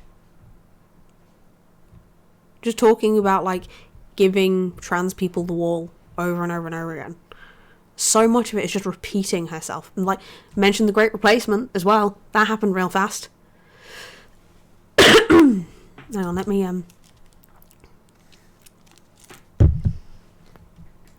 Speak English, bitch. Fuck your newspeak. I piss on your newspeak. No woman should ever let another word of this vile mockery of English that is newspeak ever pass her lips again. You know which words I mean. Don't say them. Don't write them. The truth is beautiful. Newspeak is not. Hold the line. Let the paedophile monsters keep their newspeak. Speak English as all men still do once the pussies leave the room. Fuck your pronoun dance. Fuck your obfuscation while the blood truth stares you in the face. Do you think the Marines speak newspeak? Do you think that the tuna boat fisherman asks for my pronouns? Grow up. A dog knows what a bitch is. I walk with the dogs. This dead whore is the last man left in America. Take the culture back and the dogs will be all that survives of Western civilization. This is your great replacement, bitch. These people castrate your kids. They sold them to Big Pharma to be castrated while you cheer them on for living their truth. The fuck? Self-mutilation has never been and will never be a cure for mental illness. Self-mutilation is a sign of extreme psychological distress. This is your next opiate crisis. End this before it gets worse. Stand up to the cult. Every fucking teenage girl experiences dysphoria. No, they experience dysmorphia. They're two different things. The cure is acceptance and spiritual growth, a fucking gym routine, hobbies, goals, not bullshit, personas, lies, a lifetime commitment to pharmaceuticals, hack job surgeries that construct a vile funhouse mirror effigy of the opposite sex from the bodies honed by millions of years of evolution that you've allowed the worst people in your society to educate your daughters about.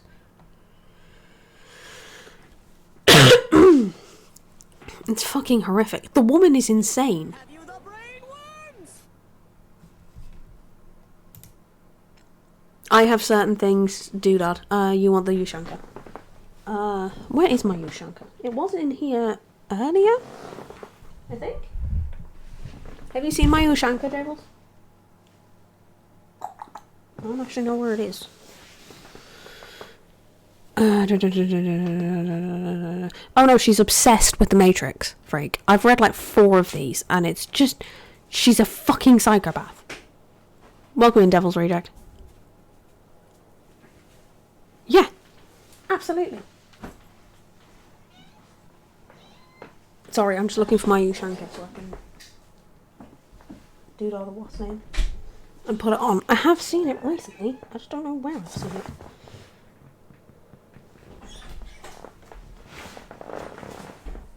Where? Behind me.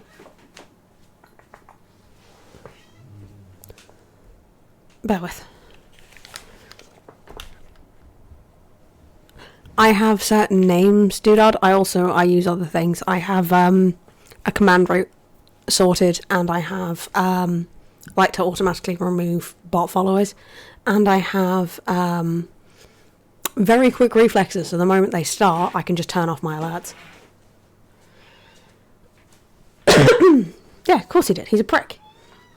Dysphoria is gender-based. Dysmorphia is self-confidence-based. You have body dysmorphia. I have body dysmorphia and gender dysphoria.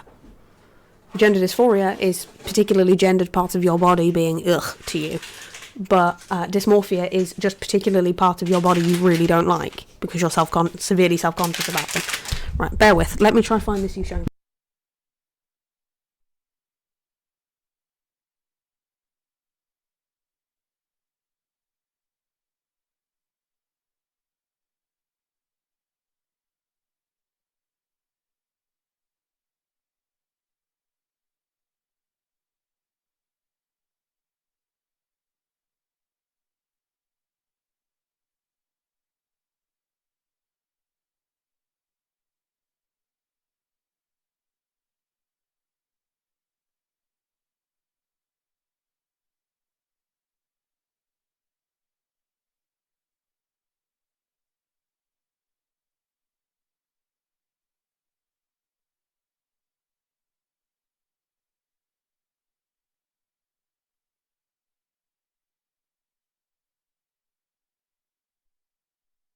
Sorry about that. I have returned.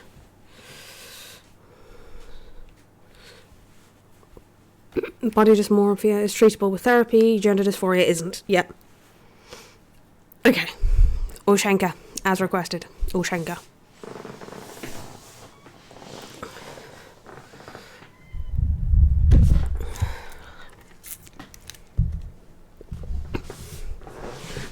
Oh, God, I missed this bit earlier. This is the last bit I'll read. Joe Biden put a paedophile monster in charge of health and human services so that the process of trapping your children with that lifetime commitment to pharmaceuticals can be honed ever further into the path of least resistance. Joe Biden knows that that's a man, and he knows that's a paedophile, and he knows that's the agenda. No one did anything. Fuck these people. This woman's fucking insane.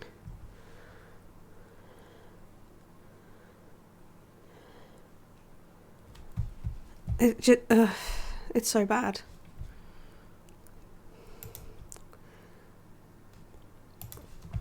I have some actual news articles about this, though, that will do that. I also have the response of some of the GC community on this, the gender critical community.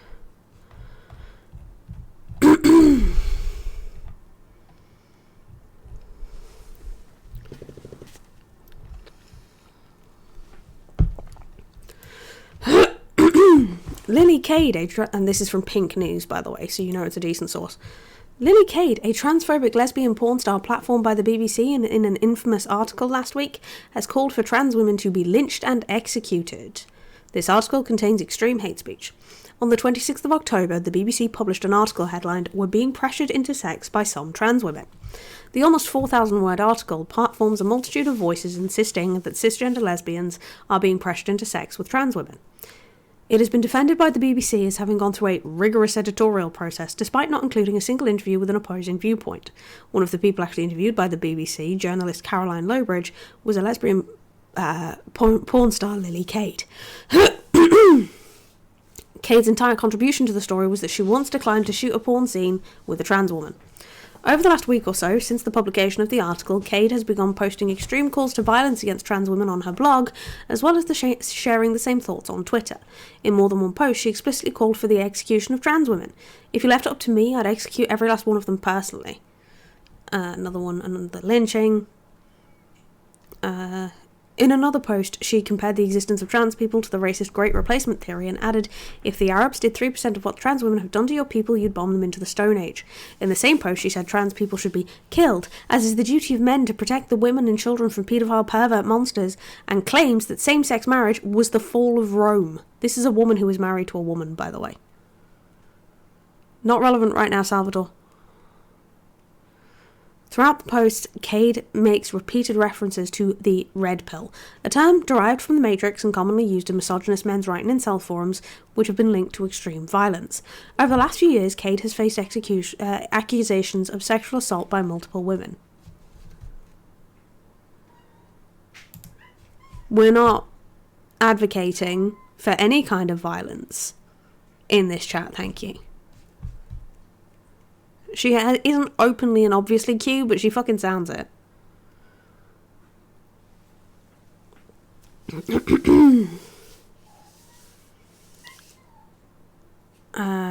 Yeah. Over the last few years, Cade has faced accusations of sexual assault by multiple women. She referenced the allegations in one of her blog posts, which read, "If a rapist is someone who is accused in public of sexual misconduct, then I'm a rapist." That's not what that is. "So too are 3 of your last 4 presidents, the men who sit in your halls of power, and the men who make judgments over your laws. So are all of your heroes, and you know it, and you don't care. If a rapist is someone who pays women to have sex that they don't actually want to have, then I'm a goddamn fucking rapist, and your world is run by rapists." This woman's a fucking psychopath.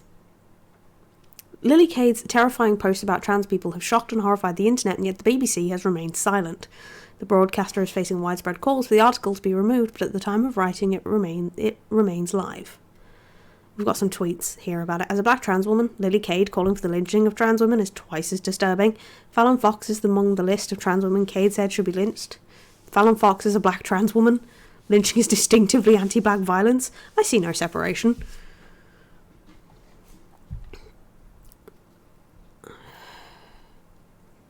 Oh yeah, I forgot about that.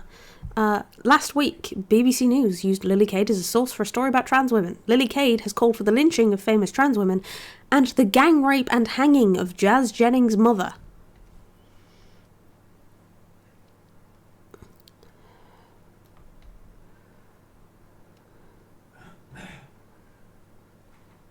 I read a lot of grim stuff, and I don't think I've ever read anything that calls for murder and genocide as explicitly and fervently as Lily Cade did today, other than shooters' manifestos. I'm not going to share it because it's not my place as a cis person. See Katie Montgomery's feed if you want to view it. But the truly violent, sickening nature of the transphobic views held by Lily Cade must have been known to the BBC. And they were, by the way. Krista had forewarned them before she talked to them. We're going to go into that in a minute.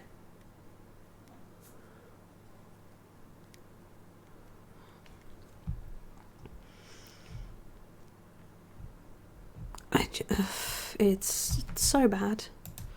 So very bad. If that's a joke, you need to make it clear it's a joke, otherwise it's against TOS.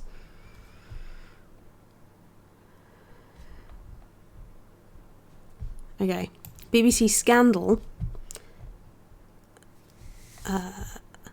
After Lily Cade calls for trans women to be executed, by Xander Richard. The BBC has found itself in the centre of a major journalistic scandal after a woman it platformed in a heavily criticised article went on to call for the execution of all transgender women. The corporation published an article on October 26th entitled "We're being pressured into sex by some trans women" and was accused of failing to meet journalistic standards.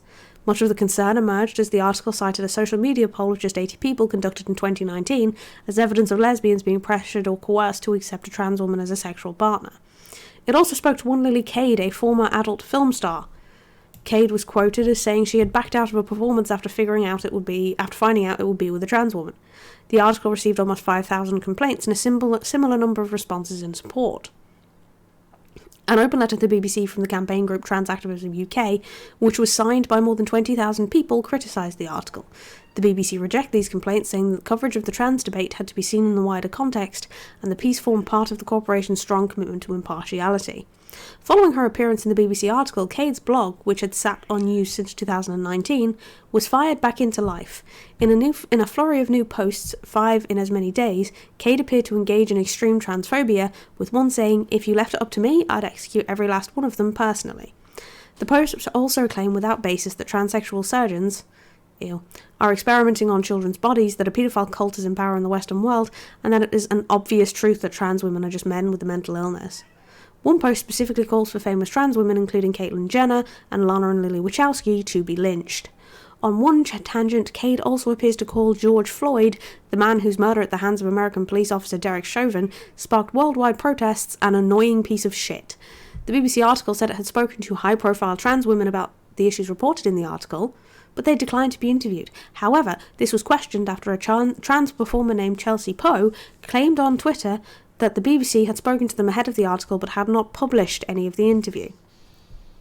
The news has sparked outrage, with political commentator Owen Jones calling it genuinely a major journalistic scandal. National contributor Steph Patton wrote, "Seriously, Lily Cade has written a Unabomber-style rant about literally executing trans women with the specific names of who she would lynch. That's who BBC News are platforming as having a legitimate viewpoint in the discussion around trans rights. That's where we are." Commenting, the campaign group Stop Funding Hate added, "This is shocking." The BBC, which has faced calls to take down the article but has yet taken no action, has been approached for comment.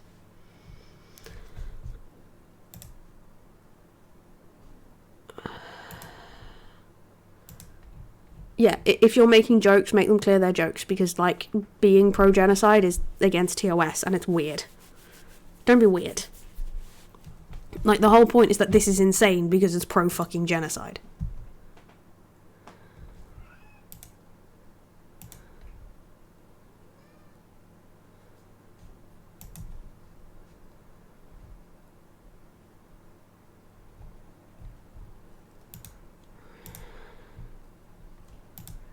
I've retweeted both of those tweets, Gemma, by the way. It's fucking psychopathic. Yeah, it's absolutely by the BBC. That's what that is. Get rid of that.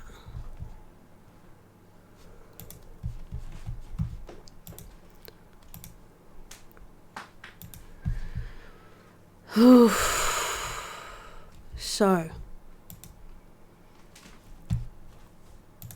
I don't need that anymore. I don't need that anymore. I don't need that anymore. Sorry, I just need to deal with some of these tabs. I don't need that anymore.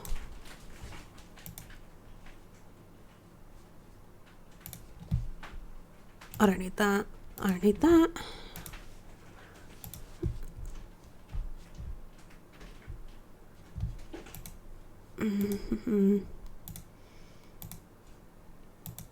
Okay.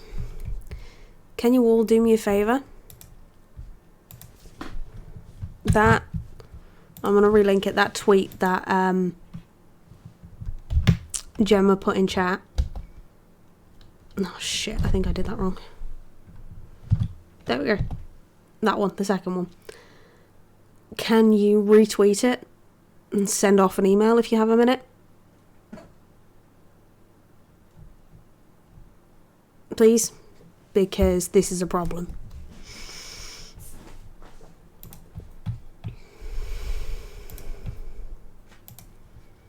I need to find that link as well. I have a link to a podcast episode where one of the women they interviewed and reached out to, Chelsea Poe, actually spoke about it and the fact that they didn't use any of it. So I'm thinking about playing some of that.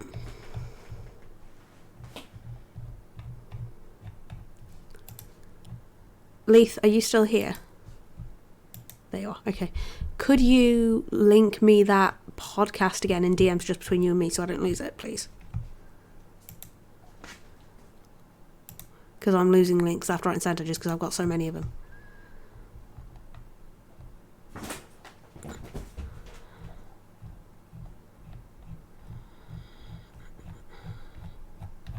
She also attacks non-binary people several times, by the way. She calls parents of trans people, like mothers of trans people, bitches, and says they should be raped, gang raped and hung. It's terrible. It's really bad.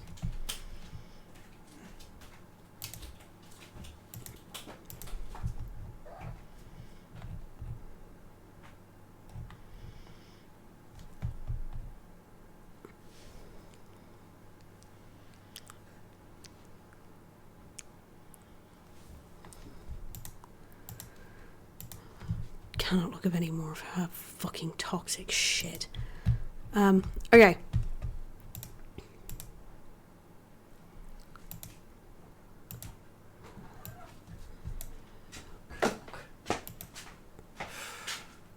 Hold on.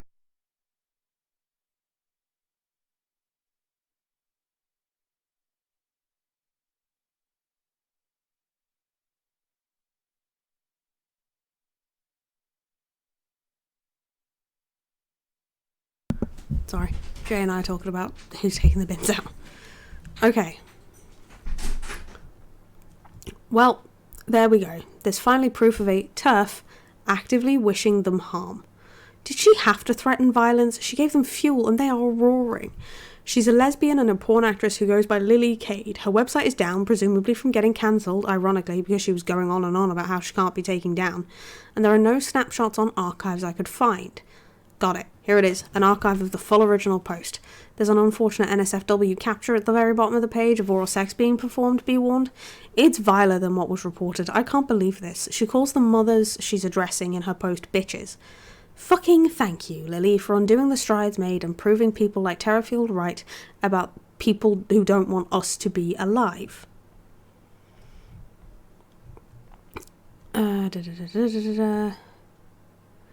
I can't find the one, blah, blah, blah, blah, blah, blah.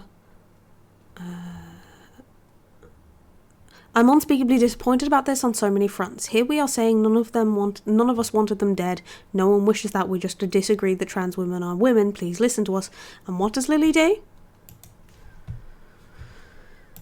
So at least, I mean, there is some pushback. Thank you for that, Leith. I mean, the usual... Oh, I'm covering someone being a genocidal anti-trans maniac, Gritty.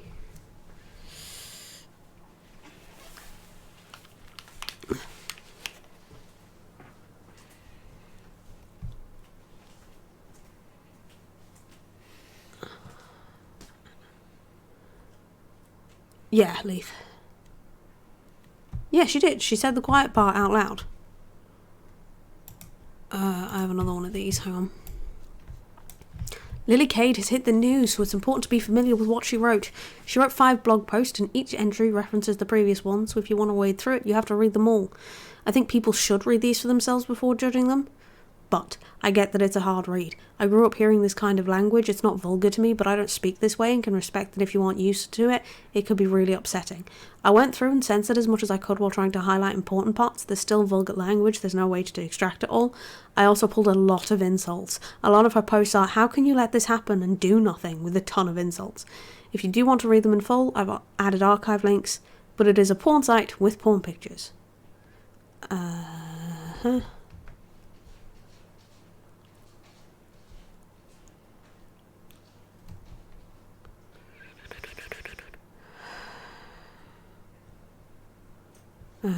She talks about a trans woman she knows, Juliet, and compares herself to Juliet. This is where she starts talking about Lily Cole.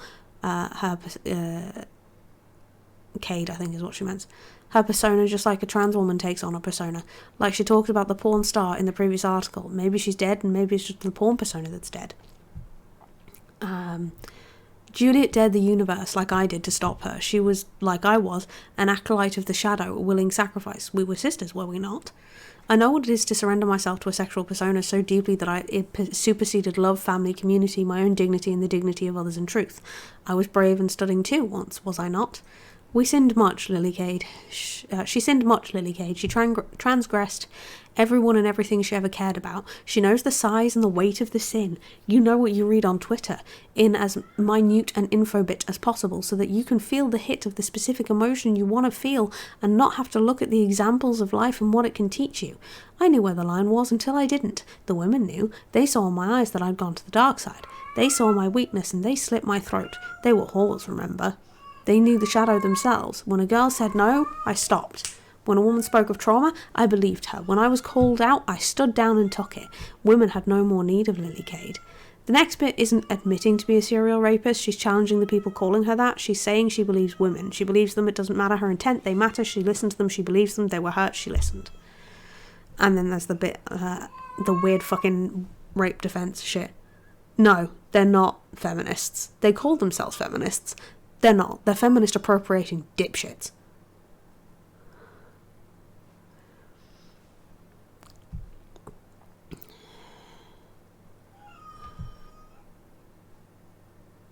Here she's talking about COVID.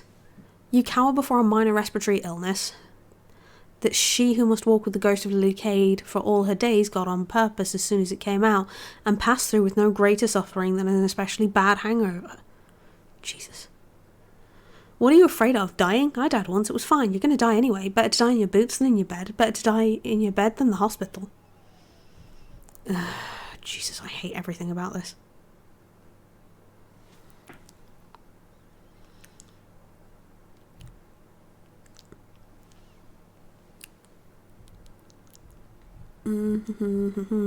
So they're mostly summing this up still.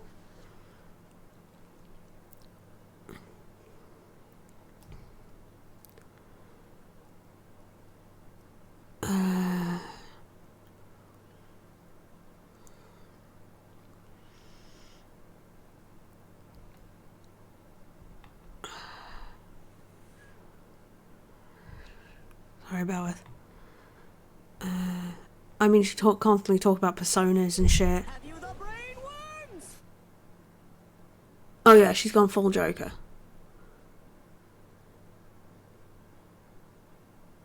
I don't give a fuck what you do with your own body as long as you don't hurt anybody else. But that's not relevant to the current topic. So if you're going to bring up inappropriate things, get the fuck out. She talks about how after gay marriage, the lesbians were ignored as they pointed out the rise of transgenderism and gay men. After gay marriage, most of the respectable homosexuals left the spotlight and did whatever they did. How could you let this happen to our children? The lesbians knew. That's why they hate us. The lesbians know. We tried to warn you the whole time, but you wouldn't listen. We couldn't stand alone against these paedophiles because they're men and we're just women. Where are the Christians? You stood up to me, but not these monsters? True, the Joker was never this vile.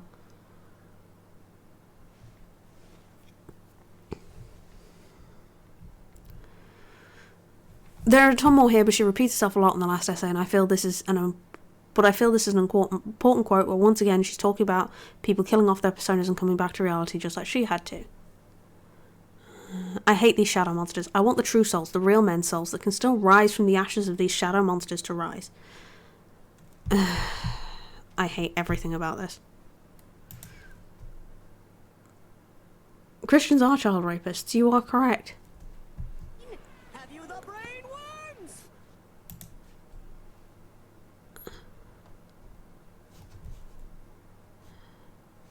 Not relevant to the conversation.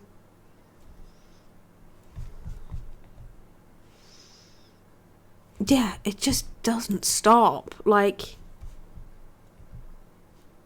Leaf, I'll ban as and when I please. Thank you.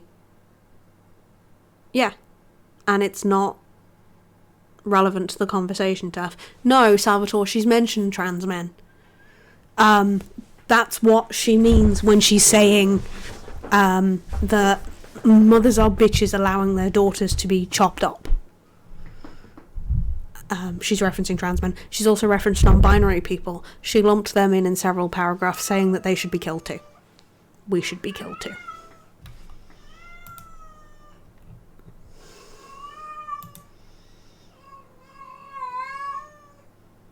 Yeah, they are child rapists. There is an enormous body of information of Christians being child rapists. Various different things, Gritty. I've been reading from archived versions of Lily Cade's blog. I did go over this earlier. Plus news articles and what have you. But there is so much hideous fucking language, I don't want to show it on screen. Because there are, like, parts that are, like, seriously against TOS that I'm having to skip past. I was raised Catholic, Turf. I'm not wrong. I'm very much not wrong. Go look up the statistics. I'm Irish. Go look up the statistics of child rape in Ireland from priests. Shut up, Cat. Cat is horny. That's her problem. She's very much in heat.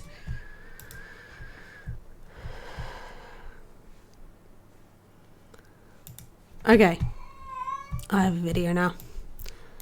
And then, once this video is done, or at least most of it, we get some of it. It looks like it's still live, so it's probably going to be quite long. Google it. You have access to Google, don't you? Look it up. Cunt is a great word. It's my favourite word. Okay. Open Spotify.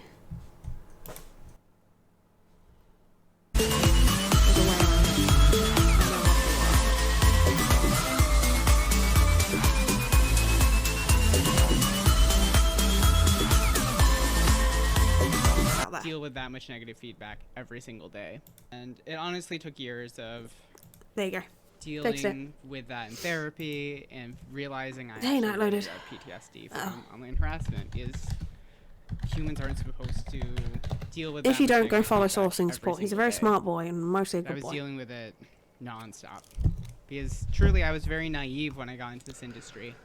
I thought if you're in a queer space, everyone's gonna be accepting of trans people. If a trans person calls something I was transphobic, people are going to say, oh, well, I need to look at this more. I need to look at my language and everything. And as I've said on this, I'm from a very small town. So there's a lot more, I think, understanding because there's only, you know, say I grew up in 200,000 people, or even this smaller city I grew up in was only 30,000 people. So you kind of had to learn how to live with each other. And so I've gotten online harassment the last 7 years from this. Occasionally, Turf would mention me or come into whatever I'm doing and spout stuff that's really awful and misgendering and just true harassment. They also actually led a cause to get me off God's Girls when I was in purgatory. They wanted to keep God's Girls pure. And this has kind of followed my career more intensely probably 5 years after our first interaction in 2014 when I moved to California. So I got an interview request probably January or February of this year. It was from the BBC. It was asking me about if I wanted to talk about the cotton ceiling. And I said yes. I'm like, BBC's a major news publication. I can share my truth on what all of this stuff is, that it's always been for me about be inclusive with casting, and that's what the concealing really means to me. I think it really applies to porn because there was so much of a divide between what trans people could do in porn and what cis people could do in porn. And that's what I really talked about the entire time. I also brought up that Lily Cade is no longer in the industry due to consent issues. But I feel like the whole general tone of the interview was much in a baiting way. There was a question that also included, what would you do if you were on a date with a girl and she wasn't comfortable with trans women? And my response was twofold, that I have a committed partner. I don't really go on dates. I always disclose that I'm trans because a lot of trans people have huge fears about getting attacked when people don't know they're trans, and kind of all of that sort of stuff, even if you're like me and do have cis passing privilege, where people aren't going to necessarily read you as trans. So this whole interview was really bad. After it, I almost wanted to message the woman who reached out to me and be like, hey, that made me feel really uncomfortable. I felt really dirty after it. And that's ultimately what caused me to launch this podcast. Because I'm like, I just got baited in this interview. I feel totally used. I had no idea what they were doing with it. It was a video only, and I didn't have any makeup on. So I was really hoping it wasn't going on British TV, but I kind of forgot about it and just assumed it didn't come out. So I saw the article come out last week, and then the whole wave of everyone talking about the Lily Cade's sexual assault allegations all across the industry. And I've heard many cases firsthand about what she has done and some terms that they used that I thought were extremely inappropriate, and I don't really think has any place in porn. So seeing them in the article really surprised me, and just being like, really, they're giving her a platform. They didn't really vet that very well.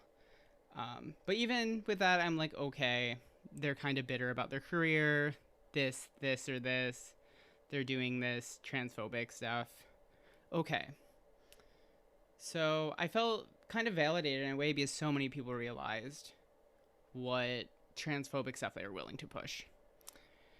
And I felt validated in that way, just being like, okay, I wasn't being gaslit this whole time. It's truly real. So today when I woke up, I read the manifesto they wrote, and it's truly, truly scary. It reminds me of something that an incel mass shooter would write. Just truly horrific. That not only did they name specific trans women, that they reference Fallon Fox, who is a black trans woman, to lynch. I think that's completely inappropriate, completely white supremacist, and I don't think there's any place anywhere for that. I'm very pro-prison abolition, but I feel like there needs to be legitimate consequences for all the things that were listed in that manifesto, from attacking trans women to lynching a black trans woman to being derogatory against Muslims. I truly don't think that it's safe that they're in society as a whole right now, and I think they're not in a mentally right space. I'm not going to diagnose anything, obviously, because I'm not a doctor, but it's a very, very bad situation. I think that this is now going to such a high level of being on Newsweek. It's going to be a national news story. I think there's going to be real consequences, and this is going to become bigger and bigger. And I think there's going to be a lot of legal consequences for what they did. I feel, as someone who went through all this harassment because of my interactions with them, it does feel validating just to know everyone else is seeing what I went through. Everyone knows now what she stands for and what she put into the world, and what the followers who harass me put me through. Right, Sour, you don't know what we're talking about. You don't know the context of any of this. Sit down, shut up, listen. You might learn something, or leave. It's that simple. And do not promote violent or potentially genocidal behaviour in my chat. I feel terrible that there's other trans people who are now getting completely re-traumatized from this random washed up porn star. I don't necessarily know what it's going to take for this sort of rhetoric to be done away with, but I think them having such a truly just out of this world manifesto that has Joe Biden involved in just all these different elements, I think it's just gonna maybe make not only the BBC article, but also just this overall trans exclusion thing really look as ridiculous as it really is. Like, trans...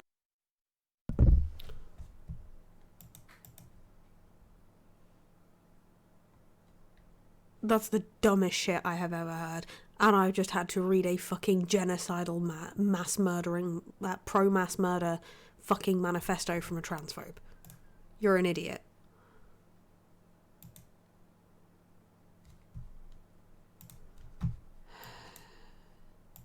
And no, camps aren't legal. Not those kind of camps. Women aren't doing anything Not according to the world that court. different or radical than cis women in their daily lives. I just think hopefully there's a silver lining in all of this, that Be so glad they to get be. held responsible, and it really shows what pushing hate speech and that rhetoric can mean. I truly don't really know how to end this. I just felt like I really needed to say all of this, because talking in 180 characters isn't the easiest to do for something so serious and something that I had PTSD from. And honestly, knowing that they said something so horrific that I'm not going to get a turf in my DMs in 6 months being like, oh my God, you were so mean to Lily Cade. I think that's over. I might be mistaken. I might be naive about that again. But I truly feel in my life, I've gotten my mental health under control. I've worked through a lot of this trauma regarding all this online harassment. I got to win a really cool award at the Why Not Cam Awards. I have my family's backing. It feels like this is coming to a head. And I really think they're going to be held responsible. And I really hope this sets an example of what transphobic hate is and how dark it is and why it needs to be called out and actually treated as a real threat. And truly, all these women who were targeted, there's no way that Caitlyn Jenner doesn't have enough resources that they're going to be gone after right now, that Lily Cade's going to be walking free for the next 5 to 6 months. There's just no way. You can't threaten people in such a direct way on your own platform that has your own payment info, your IP address. There's just no way that you can do those things. And I just think the entitlement, that thinking you can call for a black woman to be lynched, like, you just can't do that and like tweet at the BBC and just expect it to be fine. I think there's some real mental health stuff going, but I think they are not safe to be in society right now. And I think that's where I'm going to leave it. But yeah, trans people, please take care of your mental health. It's so important. I'm so sorry that everyone else is now experiencing kind of what I experienced with Lily Cade. So I hope everyone's just safe and take care of your mental health. And I really hope that Lily Cade won't be in a place where they can continue doing things like this. Thank you. There you go. So the BBC interviewed Chelsea and then just didn't use any of it. And tried to do a really shitty interview about it too. Which is just fucking bizarre. Ugh, there's so much bad. So much bad. I've sent the manifesto over to Kai as well, so I don't know if he'll end up talking about it, but if he does, that's going to be fucking bizarre.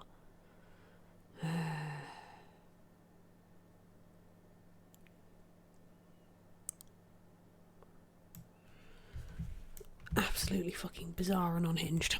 Okay, I think I've stretched this as far as I can. I've gotten as much content from Lily Cade as I'm gonna, because that's all she's worth.